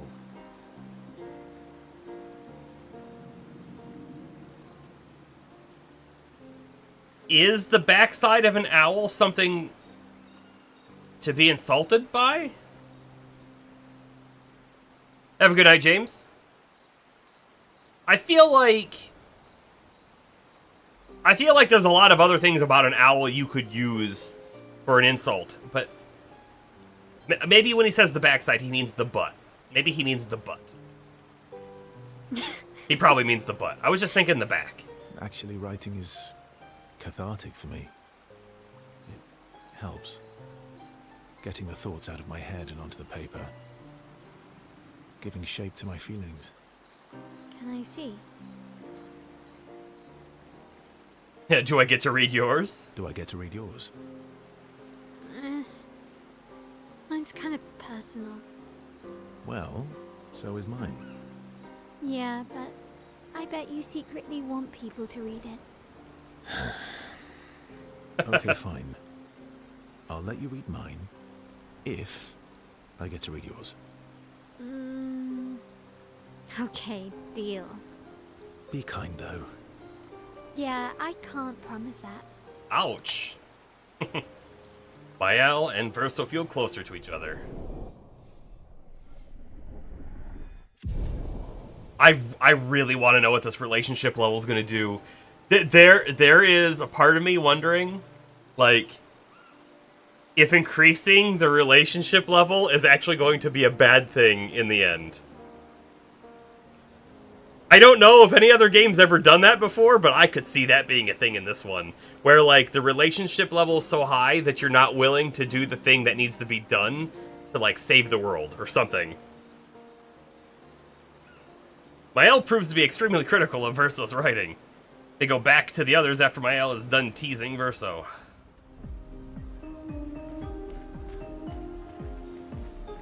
Feet? Or, Really? or, hear me out, another thing too. What if it's actually like, no, there's going to be a choice that you don't get to make. A character is going to make it. Let's pretend it's Lune and Ciel, right? One of them is going to die. However, one of them won't. And depending on who has the higher relationship level is the one who gets saved. Right? What if that happens later in the game? And we don't have a choice in the matter. It's just like whatever the relationship level was. Don't worry. He's not interested in human fate. And the bell? A gift from Legrandis. Amazing. I wonder if we can achieve something similar. I'll stick to my swords. I'm not too keen on turning into a Nevron. If we combine this with Pictos, could we selectively use Nevron abilities in battle? Reminds you of Mass Effect. But in Mass Effect, no, hear me out. I have played the first Mass Effect, and I've played it more than once, but I've never played 2 or 3, even though I own them, and I actually own them twice. I bought them when they came out, and I bought the remastered collection when that came out. But in Mass Effect 1, right, there's a choice portion between 2 characters.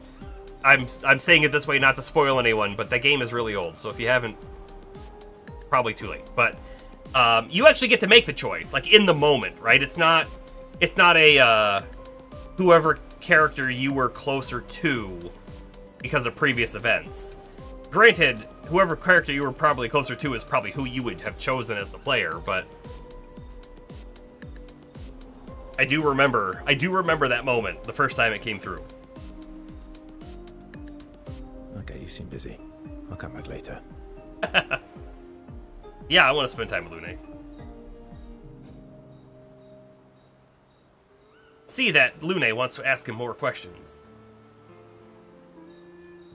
I've been wondering, why stay on the continent alone? Why not return to Lumia? I did. Did. I went back. Helped with the rebuild. Mm-hmm. After the fracture, we didn't have anything. Food, shelter. None of it. Things must have been chaotic then. Nothing like the end of the world to bring out the best and worst in us. I almost miss those times. You know, the dome shield. My father and I helped build that. Oh. Why'd you leave then? Those early expeditions, they were search and rescue. We didn't know about the Paintress then. We just wanted to find our loved ones. Oh, that changes things, like, immensely!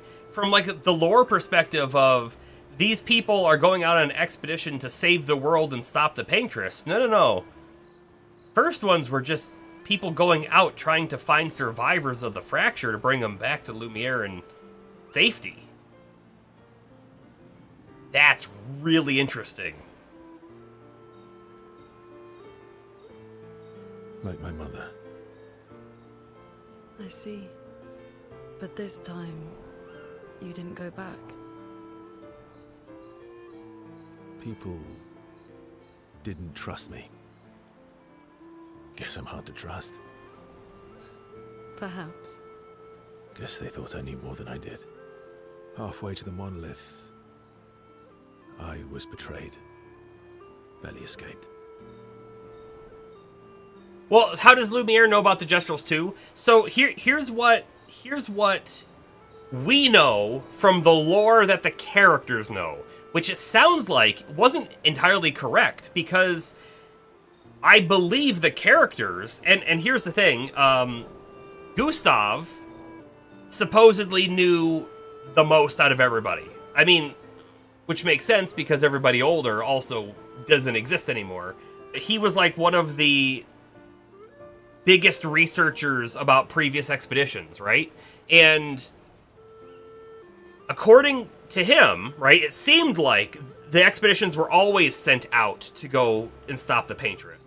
So he was already wrong on that front, if I'm reading correctly into what he said. But he also said, and I think other people had also mentioned too, that the first expedition is the only one to have ever returned. So the first expedition supposedly got to the monolith and came back. So they're the ones who spread the knowledge about the Gestrels and Esquier and whatnot, right? And that lines up, because now we know Verso, part of the first expedition, did in fact go back. However, he did say those first expeditions, plural, were about search and rescue. So it seems like maybe more people than the first expedition came back. Maybe. Also, he may have been on multiple of those expeditions, right? Very interesting. Kind of killed my interest in returning home. What about you? Do you miss home? I spent my whole life studying the Paintress and the monolith. This is where I need to be. What a long-winded way to avoid answering the question. Yes, she did not answer. Yes, there are things I miss. You paint such a vibrant picture. If you must know what I really miss of viennoiserie. I have no idea what a viennoiserie is. Oh, good answer. I miss those too.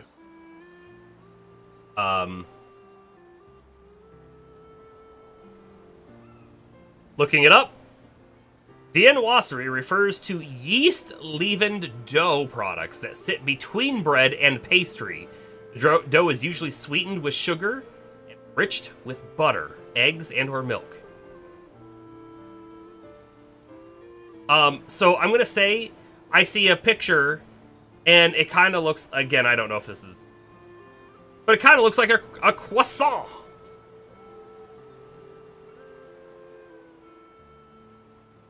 So yeah, now we know. What? I enjoyed this conversation. High praise. Lune feels more relaxed in Verso's presence. She appreciates that Verso has shared actual useful information.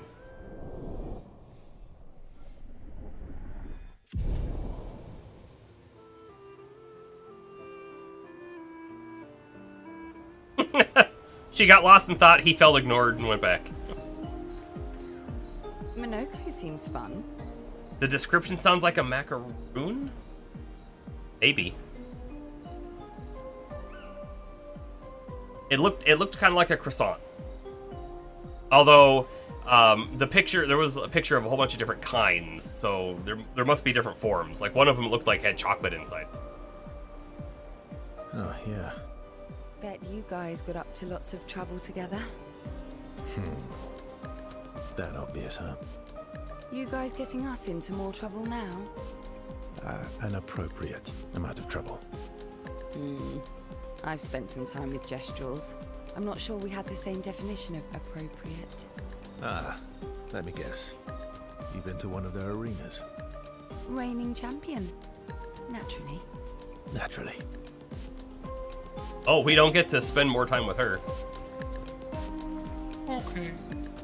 Momo is Momo, and Nono is Nono. Then we've got Lulu, Mai, and Sissy.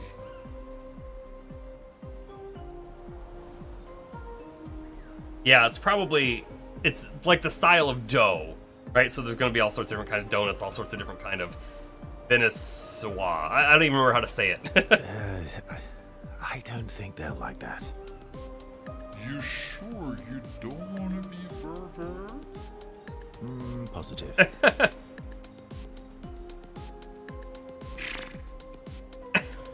I love Esquier.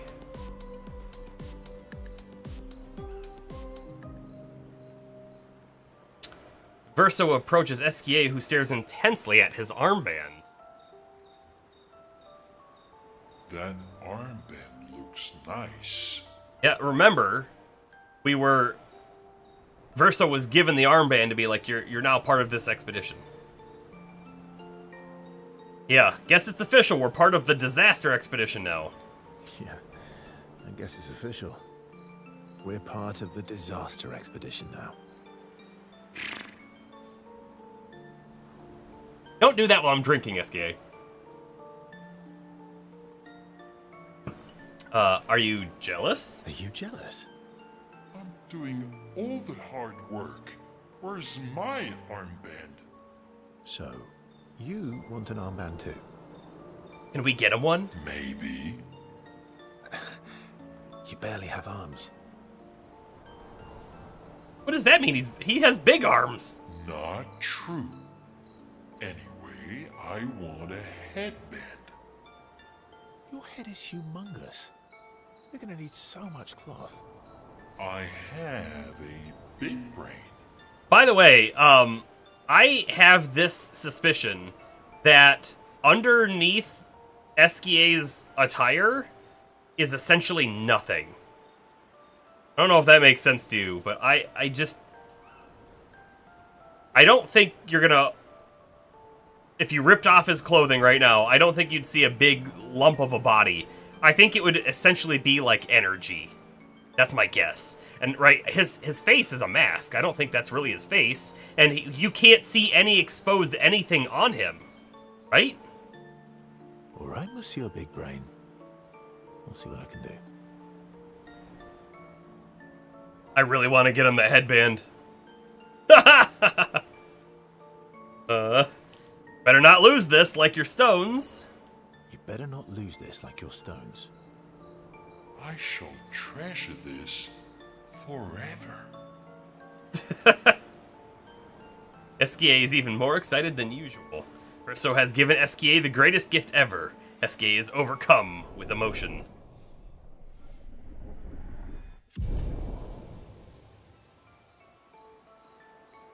SKA dances around with his armband for a bit before they return to the others.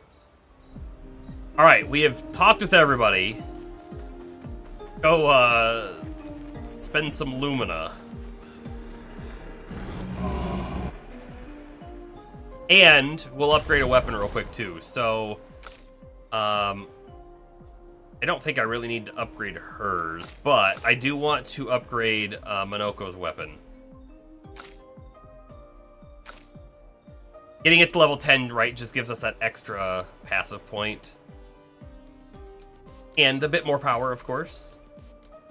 We only have 2 of those resplendent chroma catalysts left, so I don't really want to wait.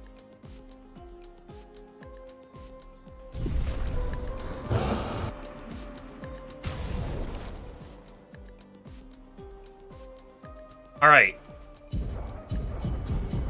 I'm putting all of them over here.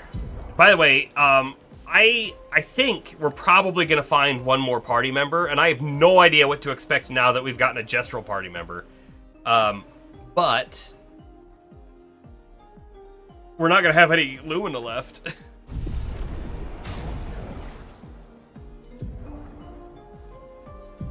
Alright, let's see. I think I want an energizing start on him.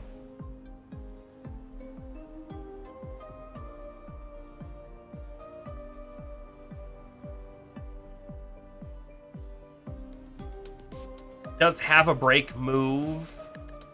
Like, this wouldn't be the worst.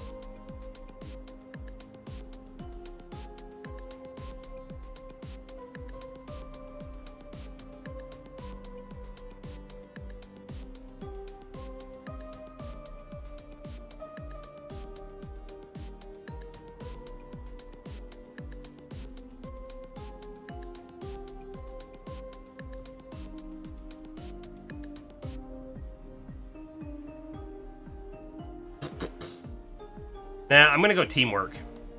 Just straight damage up, you know?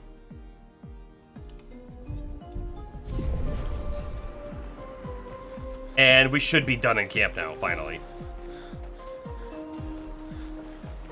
Just walk back here, just, you know, make sure there's nothing else different.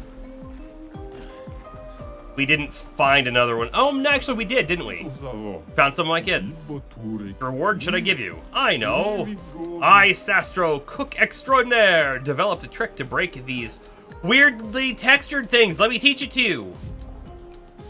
Paint break. What a wonderful thing to have just learned, and I could have completely missed it because I thought we didn't find another gestural. Paint spikes can sometimes block your path. You can now destroy them by attacking with R1, revealing hidden paths with unexpected challenges and rewards. Alright, so we just got paint break us. How you doing? We just got the ability that we knew we were gonna need for when we do some backtracking, right? But not only that, we got a character who is going to benefit from backtracking as well while learning new abilities. So, like, it lines up to be pretty good timing.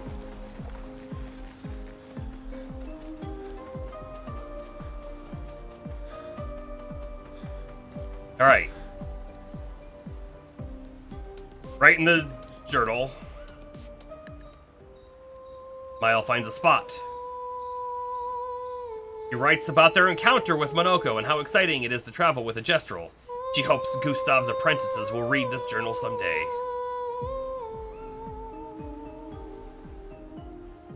Check up on the others. You see, there was a stalact and I smashed it, utterly destroyed it. I did it in 2 attacks, plenty of damage. There was nothing left. Then there was a giant Pellerin that attacked. It was tough, but I defeated it, no problem. Pellerins are weak. I could have done that blindfolded. This expedition is gloomy. Yeah. They lost a lot of friends, and they just buried another. Grieving takes time. How about a little verso magic to lighten the mood? You mean the one that hurts like hell? Yes, I mean the one that hurts like hell.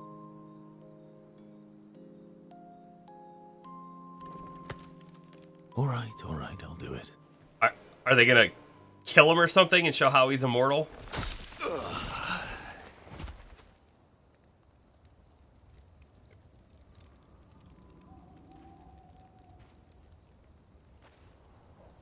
Hi. Is he gonna be holding his Not head? now, please, I'm working. This seems like a bad idea. Hi. Oh, Verso, there you are. How did... Oh, fuck, oh my... Wow! What is that? Hi. I'm a pair of legs that can talk. Verso? We're both Verso. You are so ridiculous. Wait, how can your legs talk? Shouldn't this be, I'm like, quite proud of that. super A scary? lot of training. Does it? Does it hurt? No, it doesn't. Seems like it does, You very cut much. yourself in half. Did Monoko cut you in half? Do you heal from the top or the bottom? Or do you have to bring the halves together?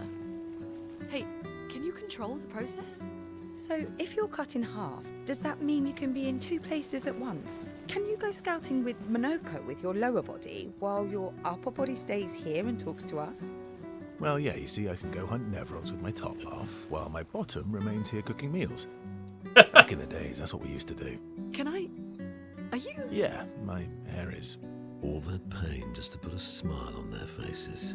Verso, aren't you getting too attached? That wouldn't put a smile on a lot of people's faces. That would result in screaming and running away. So we're gonna do a tiny bit of backtracking now that we got Monoko. I want him to learn some more abilities, right? But I did see, you know, there was one location where we were able to see past the blue pillar, and past that blue pillar was, of course, it looked like a big boss. Probably a very difficult boss.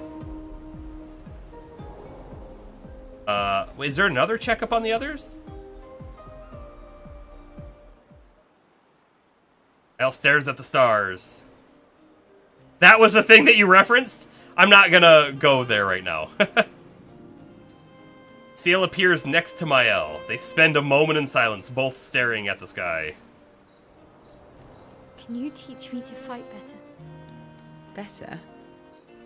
That white-haired bastard hit us before we even knew he was there. I want to return the favor. And you're the best fighter I know. High praise. You know they'll be back. I want to get them before they can get us.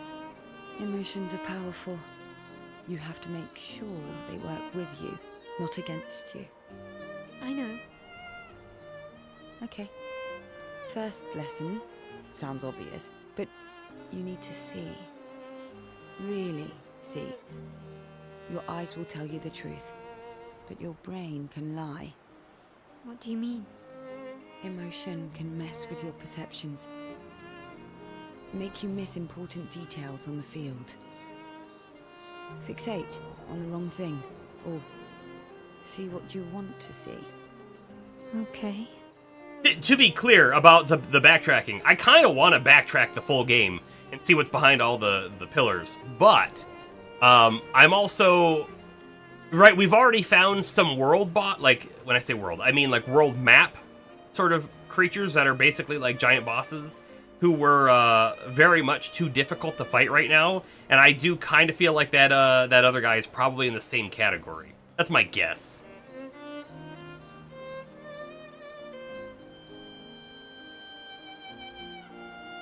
You need to see things as they are, not how you think they are. See your target, so you can understand your target.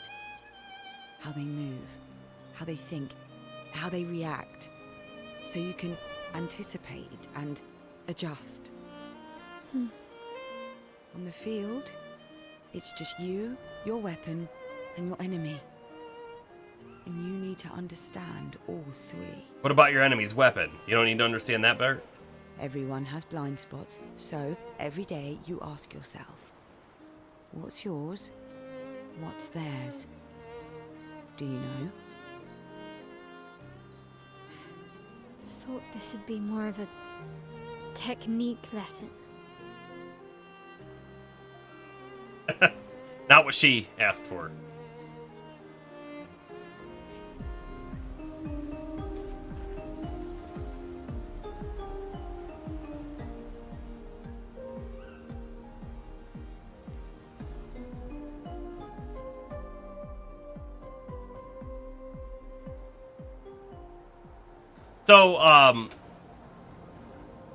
So right now the party is these three, because we're bringing CL in to kind of get some XP as well. But I do still feel like the Verso, Mael, Lune team is probably still our primary. But we're gonna play a little bit with side team, learn some abilities and whatever. I feel like that's the worst part about Monoko is he almost forces you to want to use him in your team for learning abilities, you know? And there's nothing wrong with it exactly, but if you didn't want him to be in your primary, then you're really going to be, like, hindering him. What? You just don't use him? Yeah. I'm probably going to keep everybody sort of, like, up there. And all three of these guys have abilities that can be learned, so that's cool. Nope, I don't want the warning. I don't want it. Don't give it to me. I don't want it. Alrighty, I focus this guy first. Could shoot that first. Actually, you know what? I could probably just kill him. Right, we'll start there. Yup. Go up to 8. Perfect. I don't believe it said anything that, like, Monoko, man, I'm gonna say his name wrong every time, has to actually get the final kill, or the final hit. But if he does, then I guess we're doing something wrong. Not that it matters.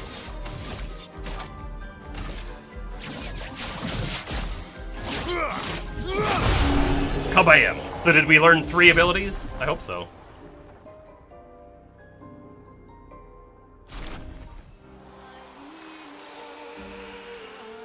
Yep. Sure did.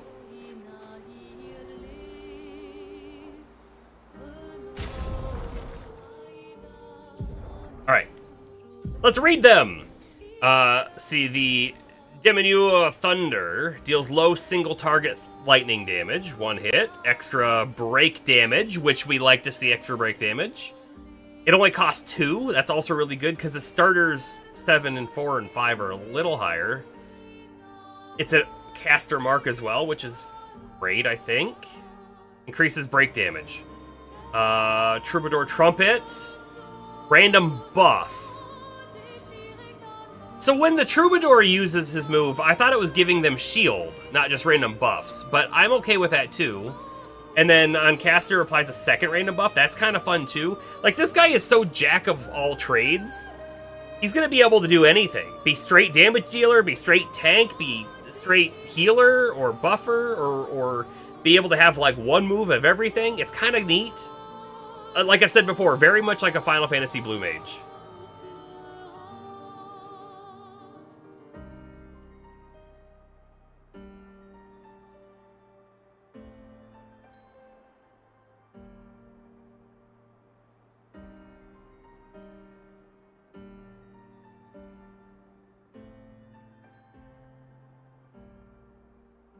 You're saying that you can get over leveled. Yeah, I mean, but you can get over leveled. I mean, it's a JRPG. That's part of JRPGs, I feel like, is being able to get over leveled. In fact, I legitimately don't think I've ever played a JRPG where if you're deciding that you want to like see all the things and do all the things, that you don't get over leveled. Like, it's just not possible. So that feels pretty standard. And I don't know. So like, unfortunately, right? So you're saying it like you can even get so over leveled on expert, but like hard is like the hardest difficulty you're allowed to start with. Otherwise, I would be doing a harder one. And we also got the Galt Fury. Low single target physical damage, 4 hits, applies mark. I like it. Wonderful. Next enemies. I bet you every enemy type has a move to learn, but I guess we'll find out. Oh, I guess I didn't buy that for some reason.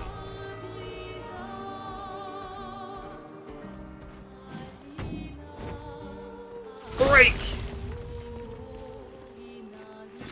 Oh, it's just Chroma. That's a little disappointing. I was hoping that we would find, like, more interesting stuff.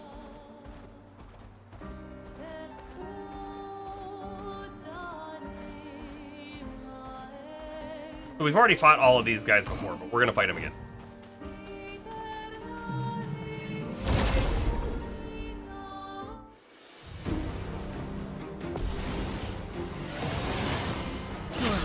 Yeah, so what Bomber's talking about is Digimon Story Cyber Sleuth. Digimon Story Cyber Sleuth on the hardest difficulty is not tuned at all, because you're stuck with the level 1 or level 5 or whatever the Digimon starts at. And you only have the one and you can't get any others because you're still essentially in the tutorial area. But every single creature can basically one-shot you, and there's really no way around it. So, like, to get through that zone, it was really just persistence and luck. And then we got through, like, the mid part of the game, and yeah, everything seemed fine. I feel like there were a couple fights we had to retry once, maybe. But then we got to the boss at the end of the game, and man, was that a really hard fight. Hardest boss for you was the Chromatic Lancer? I think the hardest boss we've fought so far might have been the Lantern Keeper, or whatever his name was. When Gustav gets the thing. Yeah, that guy was probably the hardest one so far, I think.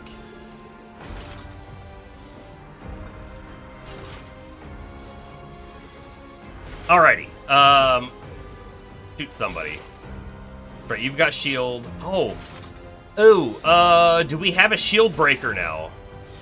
I don't think so. Not without Mael. That's fine. It's fine. Mark. Whatever.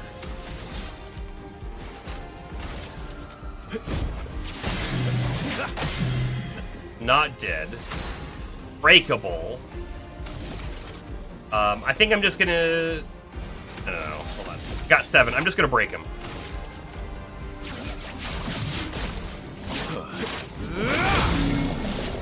Didn't kill him, though. Interesting. We have the new AoE move. Right? Didn't I get a new AoE move on her? No, I got Grim Harvest. That was not AoE.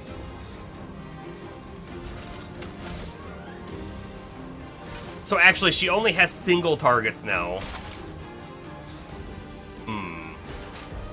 Okay, it's not a huge deal. I am first though gonna shoot this guy once, twice. Get rid of that shield.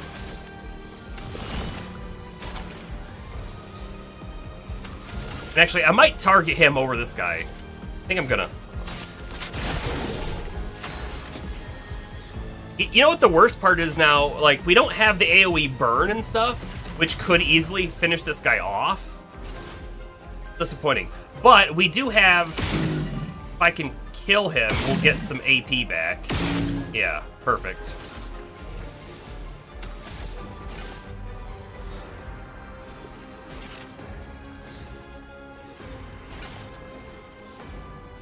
And during that fight, you Googled, is the game too hard on expert? So interestingly enough, right? This game is either hard or not hard, depending on if you're able to parry. I think it kind of comes down to that. If you can parry all of the attacks, then you'll never take damage, and at that point, it's not hard at all, right? And it doesn't matter the difficulty you're on. I think the parry windows are still the same. But that might not be true. They might have widened parry windows on easier difficulties. I don't know.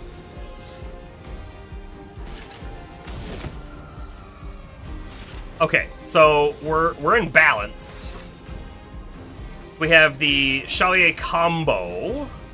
We also have Galt Fury. No, we're gonna do the combo.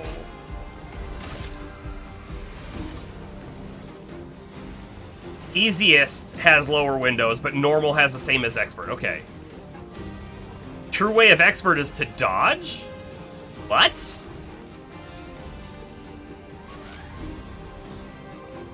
So parries make it 10 times harder. My playthrough is a no dodge run, by the way. We're only parrying. Because if you hit the parry, like I understand the difference, right? In order to parry, you have to perfect parry. But with dodge, you can perfect dodge or just dodge. So I understand that. It's about not taking damage. But with perfect parrying, you deal damage back. Right?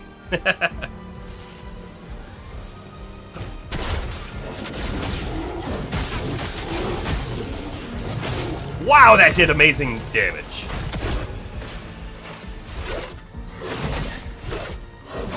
Of course, you'll see I don't hit every parry. But the more that we fight the enemies, the better I get at their parry windows. And like when we're in a zone fighting enemies, I get to the point where I parry most of them. But then when we come back and fight an enemy that we haven't fought in a few days or whatever, you know, I usually miss the timings a little bit.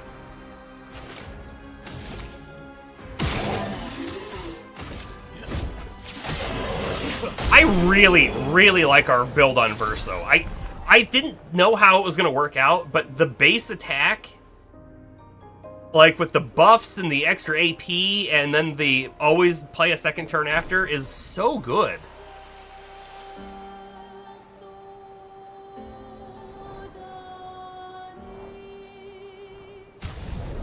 It's not ego. Well, it's probably ego for some people, but for me it's not. It's, I want to do, in my mind, right? The best way to fight back is to do the parries, because you do a lot of damage and you do a lot of break damage, right? And a lot of the bosses, like, you whittle them down, but if you hit the parries, now you're doing real damage. So I'd rather fight the boss 10 times and get the parry windows down than to, like, do the long drawn out fight that is maybe a little bit more boring. I don't know. That's how I feel about it. I don't think that's ego. I think that's strategy. And I don't think there's anything wrong with your strategy either. It just determines on how you want to play. Anyway, hold on. Let's see what our new moves are here. We got Crueler. Is it Crueler or Croulier? I don't know. Crueler Barrier. This is a shield. Single target shield, though. In heavy, it also gives 2 AP to the target. That's actually kind of cool, but I don't think I'm going to equip it. Jar Lampstorm. Medium physical damage to all enemies. 4 hits. I like that, though. Let's swap this for something. I think I want to swap out a blue move. We're going to get rid of the buffs.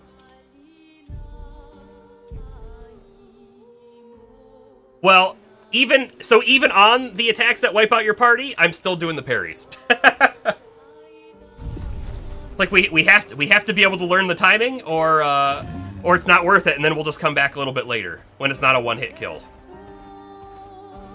So there's a few, especially like overworld bosses that we've fought and been like, yep, we don't do anywhere near enough damage. Don't know how to get up there. We found a beach that had these like dark robed enemies. I feel like they looked like they had like hands for faces, and I was doing like no damage to them, and they were doing way too much to me.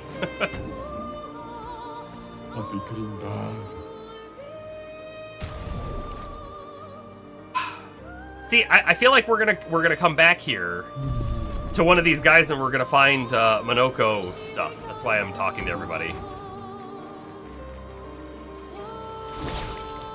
Miss.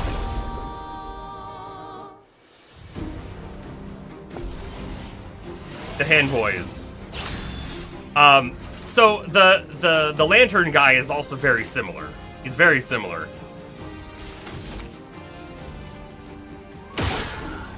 All right, can I kill you? Answer's no. Oh, also, I play with roulette on every character. I don't know if that's something that you do. But mathematically, it comes out better.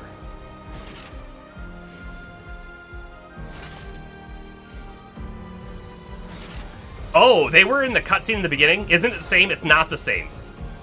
No. So first off, you could just get lucky and get 10 like positives in a row, or you could get unlucky and 10 negatives in a row. But if it's truly even, over time it won't matter. You're gonna do it's 50% more damage, because if normally you do 100 damage, right? Right. We'll just do 2 attacks, right? So if normally you do 100 damage, 2 attacks would be 200 damage. But with roulette, if you do 50 damage and then 200 damage, you've done 250 damage, right? So you will even out to doing more damage overall. All right. Think whatever. I'm gonna shoot that guy.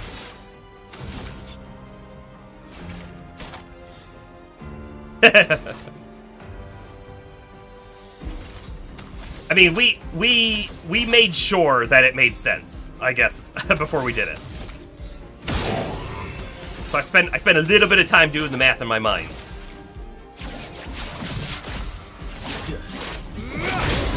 Kabam! Oh, it didn't kill him.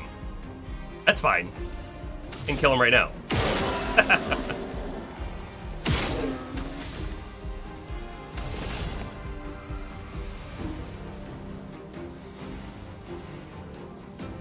Yeah, so yeah, we're hitting the damage cap all the time.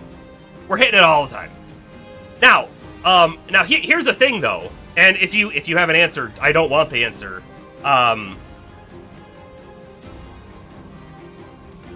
So we have actually, it's not a clip, but it's a screenshot that Bomber took in the last session. There was an attack I did, and it did 16,000 damage. It broke the cap, and I don't understand how or why. But we have a screenshot of it. Whatever. I'm gonna shoot him like 2 more times. Ah! I used up the mark. It's fine.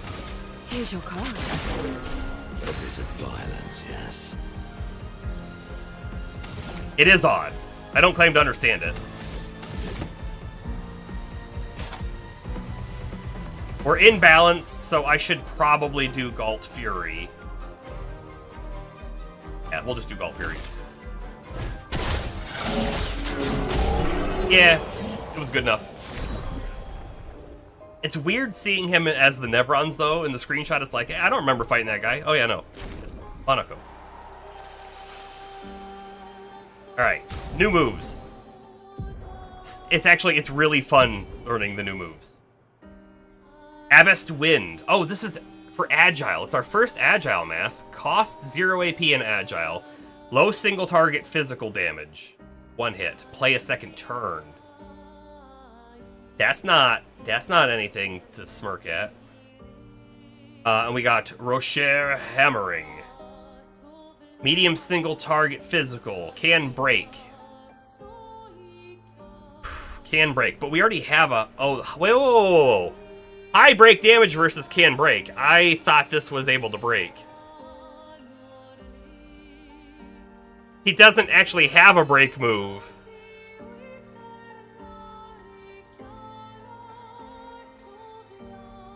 Okay, so I'm gonna swap this one then. Because it's basically sort of the same. They're both medium single target. This is more hits. No, it's not. They're both 4 hits. I like it.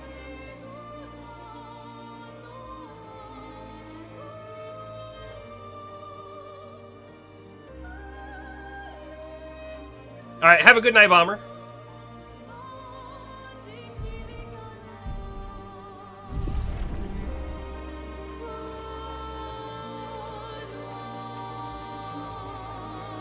Okay, I think that's all the enemies that were out here.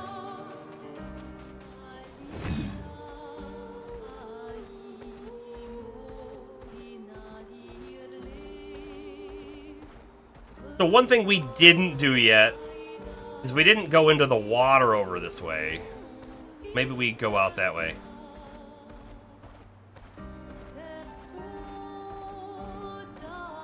Or maybe we did go into the water over here. Maybe we did. We did. We totally did. So, like, that boss up there, he was one that we did try a few attempts on, and then I turned around. We'll probably go back to him at some point, but not today. I haven't really leveled since then.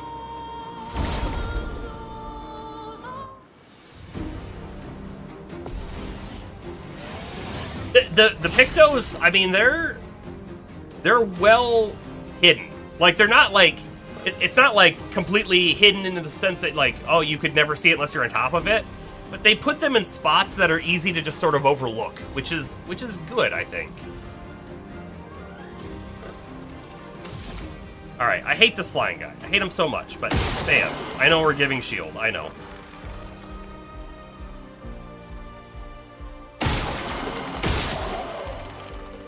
One more, kill him. Good.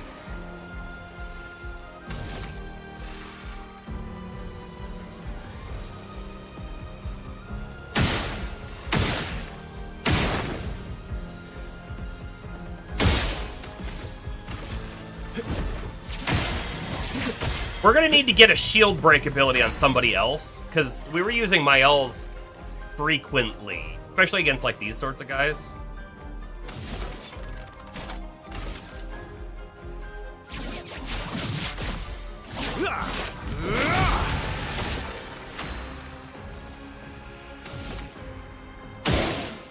I should have used some of Verso's stuff to eat the shield up.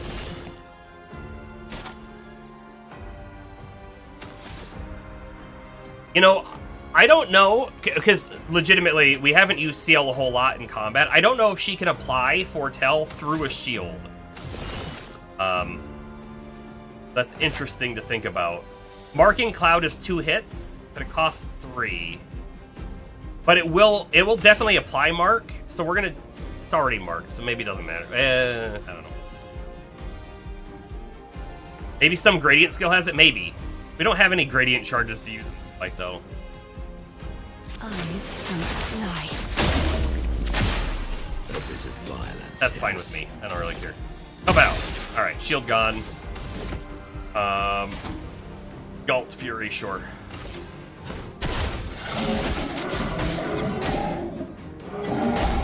Nice.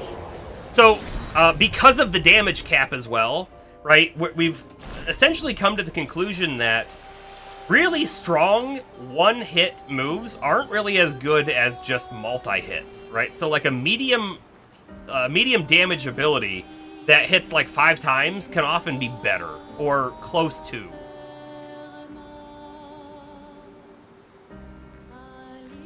All right, we're gonna turn back. Even without roulette, yeah. Yeah, it certainly can be. But with roulette,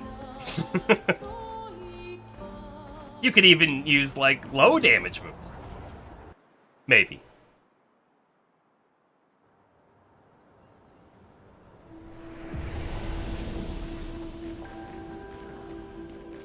Yeah, and the multi-hits, you know, they break stuff as well, or break through shield and whatnot.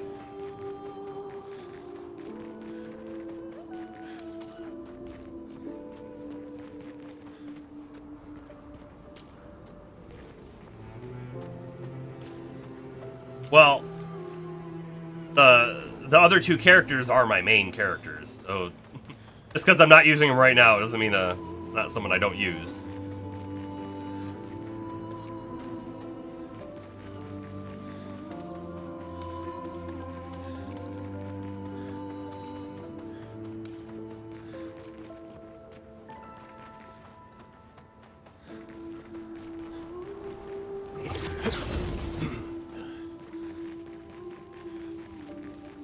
Looking for some abilities to learn. Where are all the enemies at? There were enemies in this room before, weren't there? Could have swore it.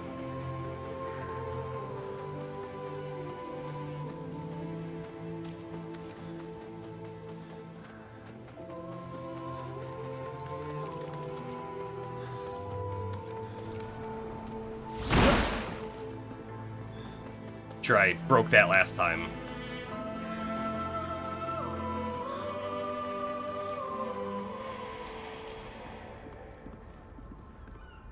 Yeah, I've talked to it.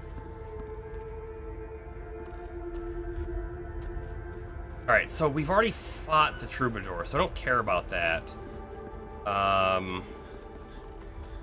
Something else up here, though? Yeah. Yeah, I mean, I don't remember exactly what they said, but all of the Shadow guys have been really interesting to talk to. And, like, once we understand more of the lore and the story, like, being able to go back and reread their stuff would probably change their meaning dramatically. Alright. Oh, man, I was hoping the dude with the sword had a different ability that we'd learn, but he does not.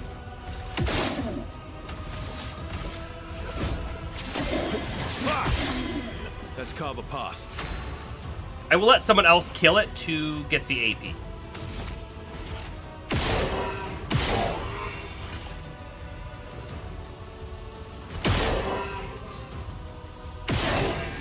I want to be in B.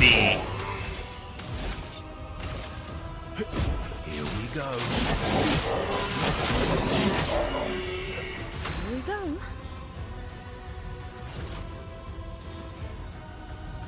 Oh, that character's different. Okay. Yeah, sure. I'll go back and talk to him.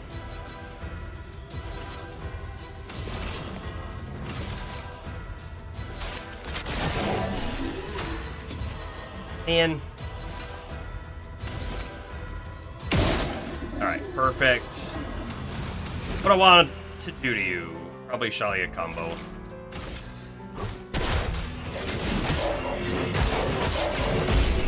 Oh, that is already the sword dude. That's why we didn't learn anything new. Oh, the teamwork Pictos? Yeah, I've got that equipped.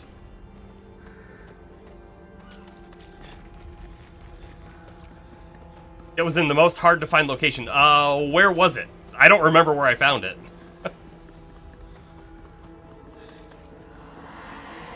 Yellow Harvest? Is that on the island? Okay, so the woman has gone silent.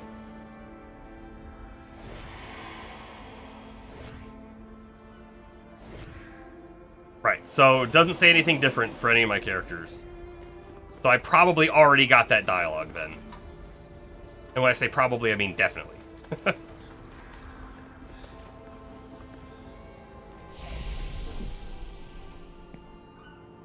think it was Mael. Yeah, that makes sense, because her dialogue was something along the lines of, oh, so if you're here, you must remember, right?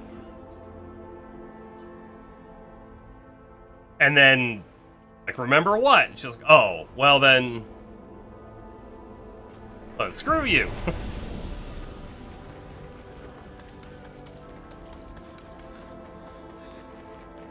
I'm trying to think of an enemy that might have an ability that I really want to learn. And the enemies that stab themselves with the sword and gain shield might be interesting. That might be a cool ability to have.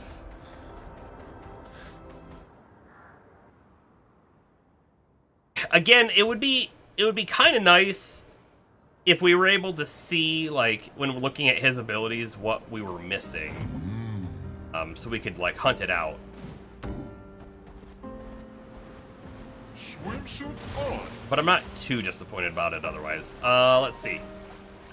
A couple Nevrons hanging out over here. We'll go check them real quick.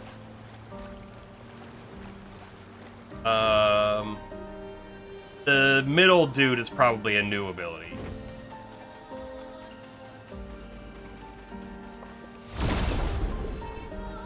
There's also one that I definitely missed. How do you know I definitely missed it?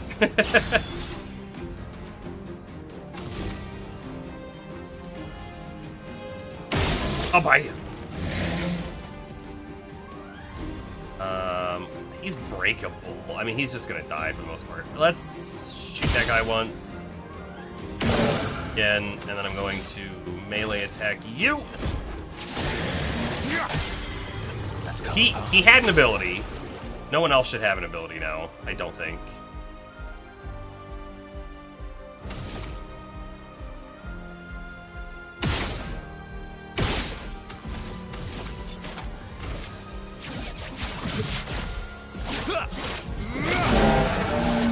I'd be using it if I had it. I mean, maybe.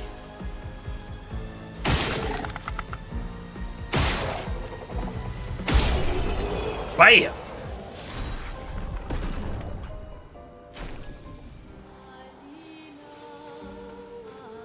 Alright, let's check that new ability. What do we get? What do we get? That's Picto's abilities. Alright, so we've got Cultist Slashes now. Medium single target dark damage. Oh, I didn't even think about this, but not only is he going to have all these different, like, types of abilities, but he's going to have all these different elements, too. So, like, if we are up against a really hard encounter, and we're like, no, you know what? Everybody's got to use dark damage. We can gear him out to do so. When maybe, you know, like, Mael wouldn't be able to, for example. Interesting. Deals more damage the less health Monoko has. I don't like that, though. Luster Slice. Low single target physical. 3 hits. Applies rush to self. Not bad. High physical damage to all enemies. 1 hit. Can break. Very expensive, though. Not going to equip it right now.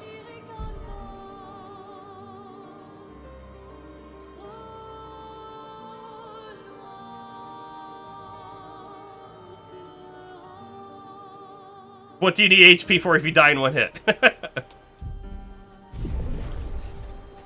That's a good point. So here's the deal, though, right? Like, most enemies don't kill us in 1 hit. Only the bosses, and only specific bosses. But, like, those specific bosses, it probably makes wonderful sense for. Well, actually, no, hold on. No, it doesn't make sense. Hold on, right? Let's go back and reread it. It doesn't make sense at all because... which one was it? He deals more damage the less health Monoko has. Like...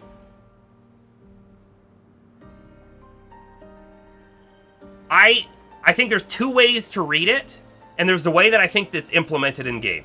So, let's say your maximum health was 100, all right, versus your maximum health was 1,000.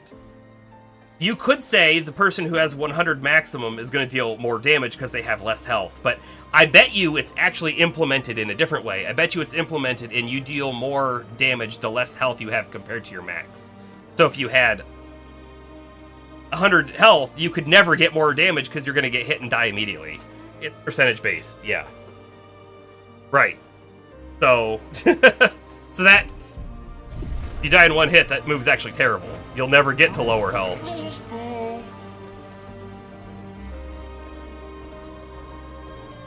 Alright, let's see. These guys might have something new for us.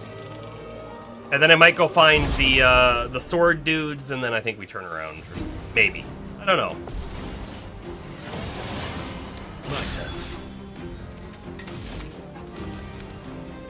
Bam. Okay. I think I also want to shoot that guy in the face. Bam. Shoot you again. Melee attack over here.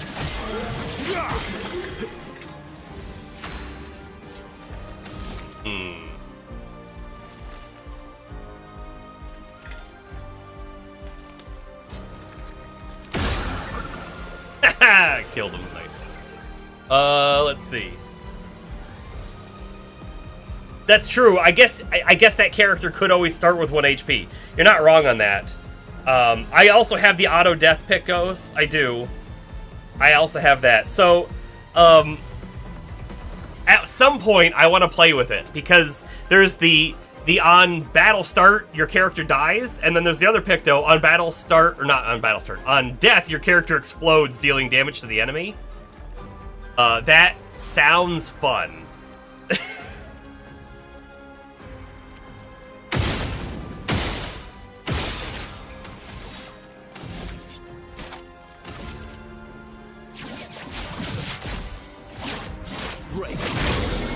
Alright, so that guy, by the way, has an ability to learn, and so does this one. I'm going to let Minoko get the AP for killing it. I will use the mark, I guess. She needs better moves, because, like, Focus Foretell's just not going to do much damage. I mean, she has enough AP to do something different, but...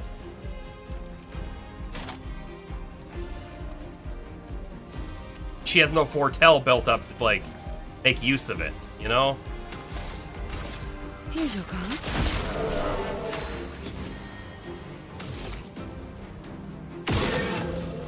Alright. What do we do? This one.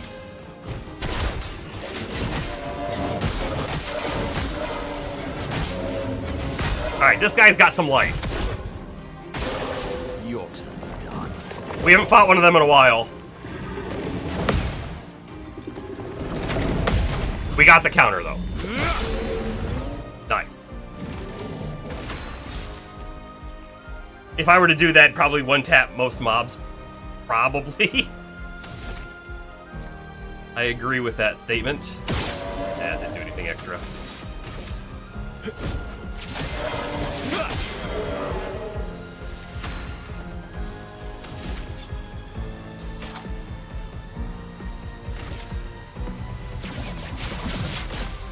I didn't realize I had a gradient charge. Maybe we should have used the gradient move. Not impressed. Not a big deal, but still. Ready. So, what's hers? High single target. Yeah. We'll use it this time. And it just costs gradient, so it doesn't cost AP, so I can burn my AP first, I guess. Oh, no, I want to leave that mark on. Try the gradient. That was pretty sweet. That was pretty sweet. Alright. New moves. What did we get? Brawler Bash. Medium single target physical damage. 3 hits can break. And it's a caster one. Okay. We have a currently can break 4 hits, medium target physical. This is medium target physical as well, but only 3 hits. I think it's not worth it. Hexga Crush. Medium single target earth damage. Only 2 hits. Applies defenseless for 3 turns. 4 up to 5. I don't care for that one either. Yeah, 10 hits is a lot. Sure is.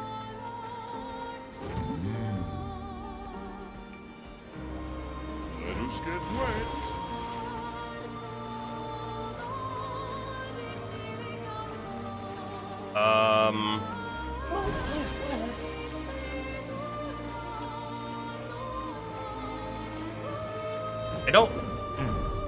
I don't remember this spot. I might not have seen this one. I did not buy these, and I probably would have bought these, so... This must be new to me. I would have come here already, but somehow I missed it. So, like, legitimately, we've already gone, for the most part, everywhere I think we have access to, but I guess I missed this one spot.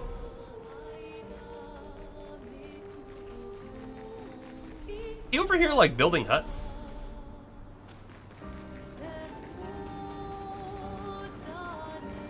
Alright, what are we gonna find? Stone Wave Cliffs Cave.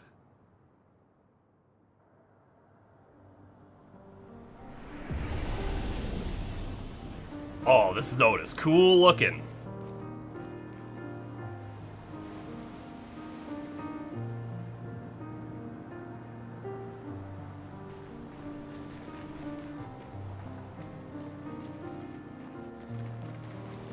Expedition 54. Okay, it's one of those golems down there. I'm not worried about leveling up at the moment.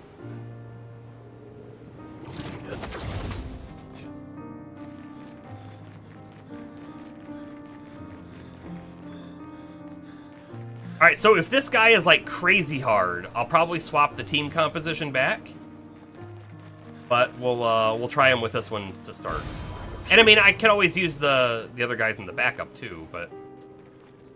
Curve Squad.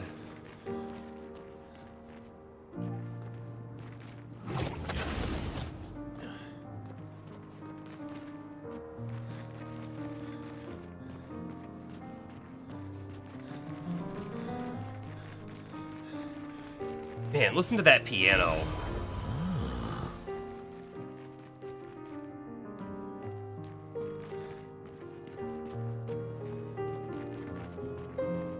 Nothing down there.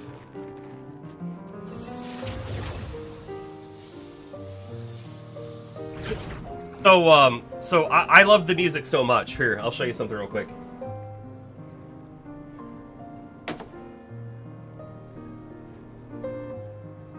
That I have the collector's box set of the vinyl. There are 6 discs in total, and it's like, I don't know if it's all, but it's a lot of the game music. And we do play it on stream, usually on like the starting screen and whatnot, or sometimes when I take a break, but not always. I don't always bust out the record player, but it is there. It is part of the stream. Sometimes. Alright. Oh, we got one of these chest things up here.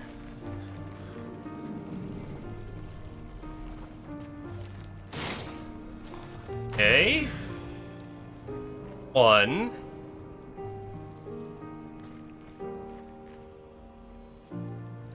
Now, these things are always, like, visible from the chest itself.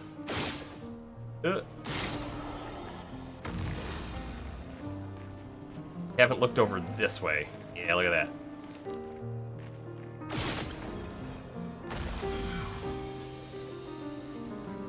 These require too much brain usage. Nice. Ooh, +1 chroma elixir. Look at that. The 5.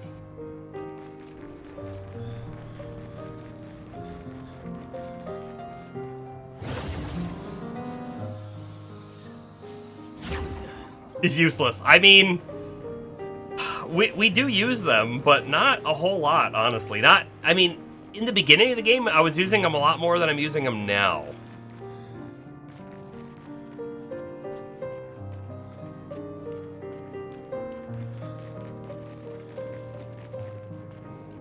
Okay, so there's an expedition journal right there, too. Yep, say nothing. He's got like a lion face attached to him. Chromatic Hexka. Alright.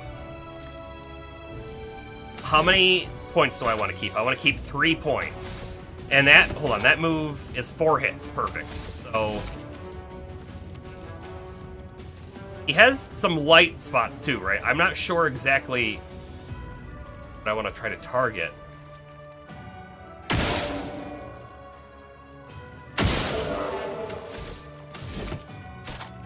Alt Fury.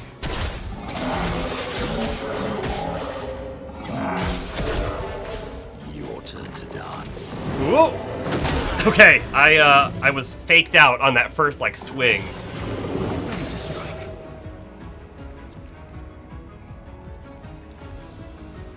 I want to get CL back up, but not enough to do it yet. So what happens if I shoot this?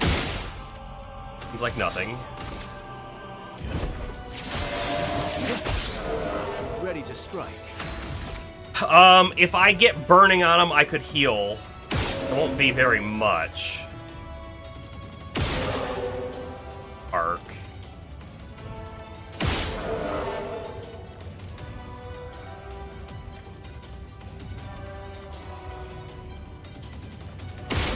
I'm gonna get to B. Did not get the burn. Alt 0 it is. Not healing. See, and this is why I want Lune in the team, because she can res and heal. A bit of violence, yes. To be fair, he also has a heal move, but he has no AP. And no AP. Kinda sucks.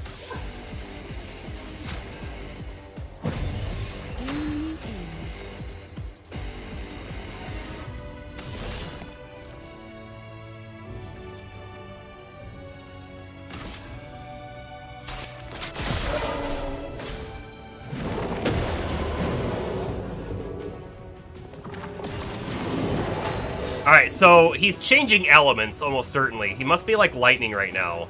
And unfortunately, he's gonna do lightning damage. We're gonna find out what happens, though. We got the burn. He's also got shield, so I gotta eat through that. I think I'll improvise. I can burn that shield off.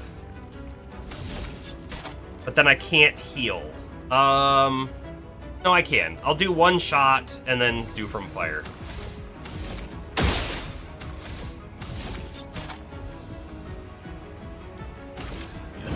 I'll use your fire. Good stuff. Not very much. Just try it. Missed.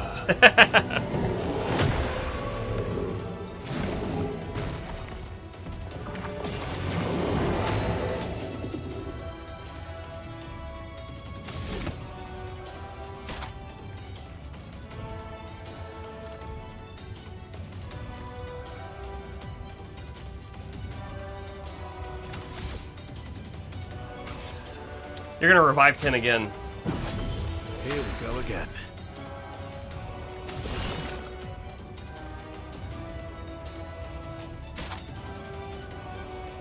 Man, the other characters, just like I like their skill set so much more.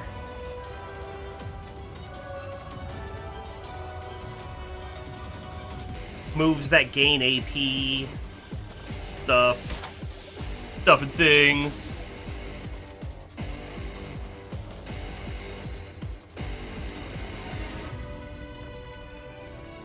Alright, let's try Grim Harvest. It's not going to do any damage because he's shielded.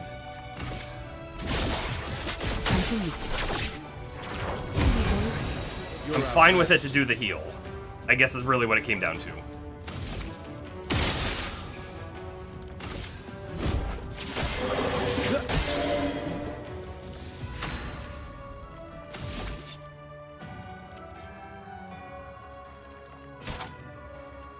I think I'm going to paradigm shift this turn. Not like the best thing, but that's what I think I'm doing.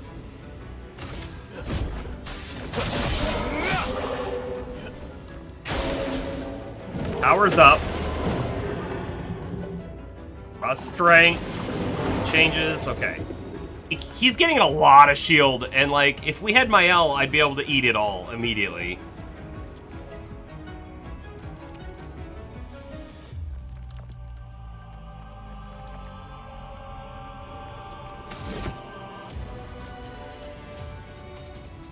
I'm just gonna use his ability. It's gonna do more hits than I could do otherwise. And it'll put us into caster form, sure.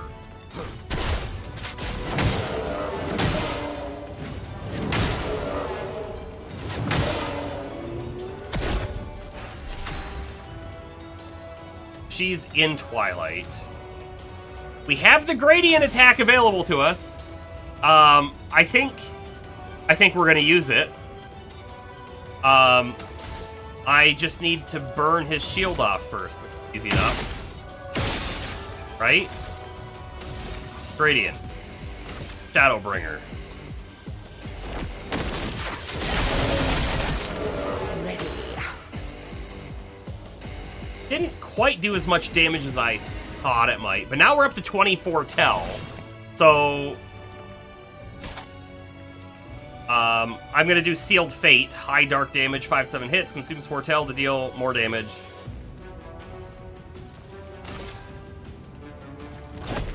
Your fate is sealed. My turn. I'm guessing dark damage is not the right damage for him.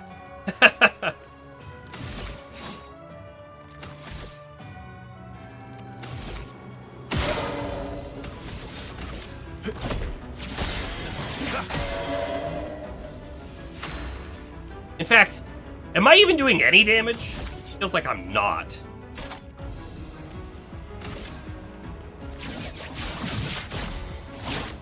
Break. I'm not. Missed. Dang it. His moves are not the same as the other Hexgas, so I am not used to their timings at all.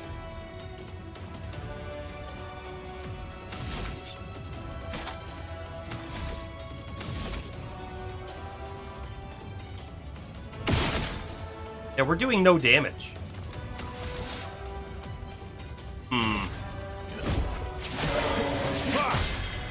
Ready to strike.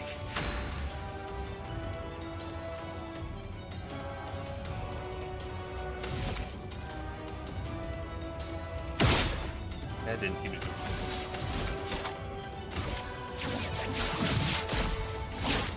Break. Not even doing break damage. I must have to get a parry here.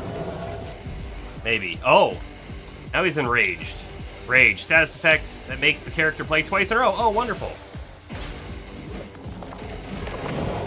He got me again with that stupid first swing. Oh, man. Danger!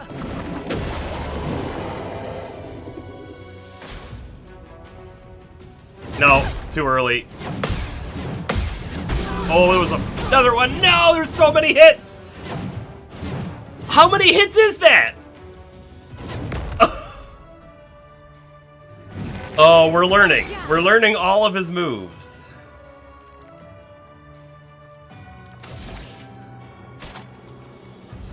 And he's not defenseless. Needs to be defenseless. Oh well. Take down that shield.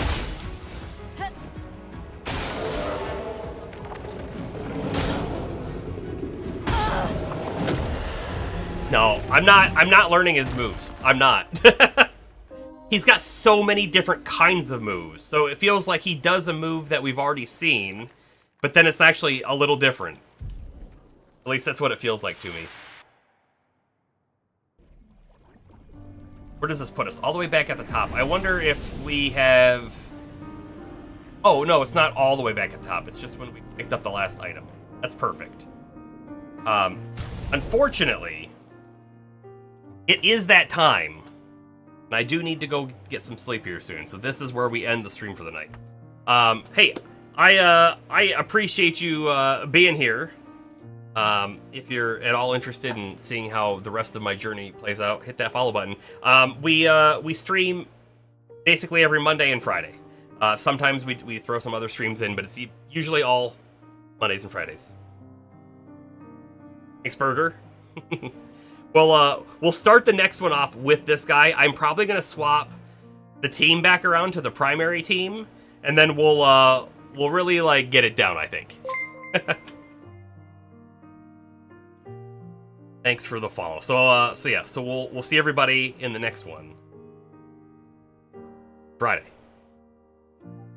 Wait. Music going. Oh, I could definitely kill this guy. He felt killable. The only thing is that we weren't doing any damage to him. And I already have suspicions on that. So, right, he's changing. It felt like he's changing his element type. And I bet you we needed to do fire damage because his crystal was kind of red. So that's where my head is. We didn't have any fire damage on the team until Lune and Mael came back in. So we'll play around with elements next because it feels to me element based. So we got to make sure we got a good team set up for it. Anyways. It'll be the next one. And if it turns out it's not elements, well, we'll brainstorm what else it could be. Some people don't even realize they do 0 damage. Oh, I realized. I didn't realize on the first hit, but I realized on the second hit, but I didn't say anything until like the 4th hit. Anyways. All right, everybody. We'll see you in the next one. Our train signing off.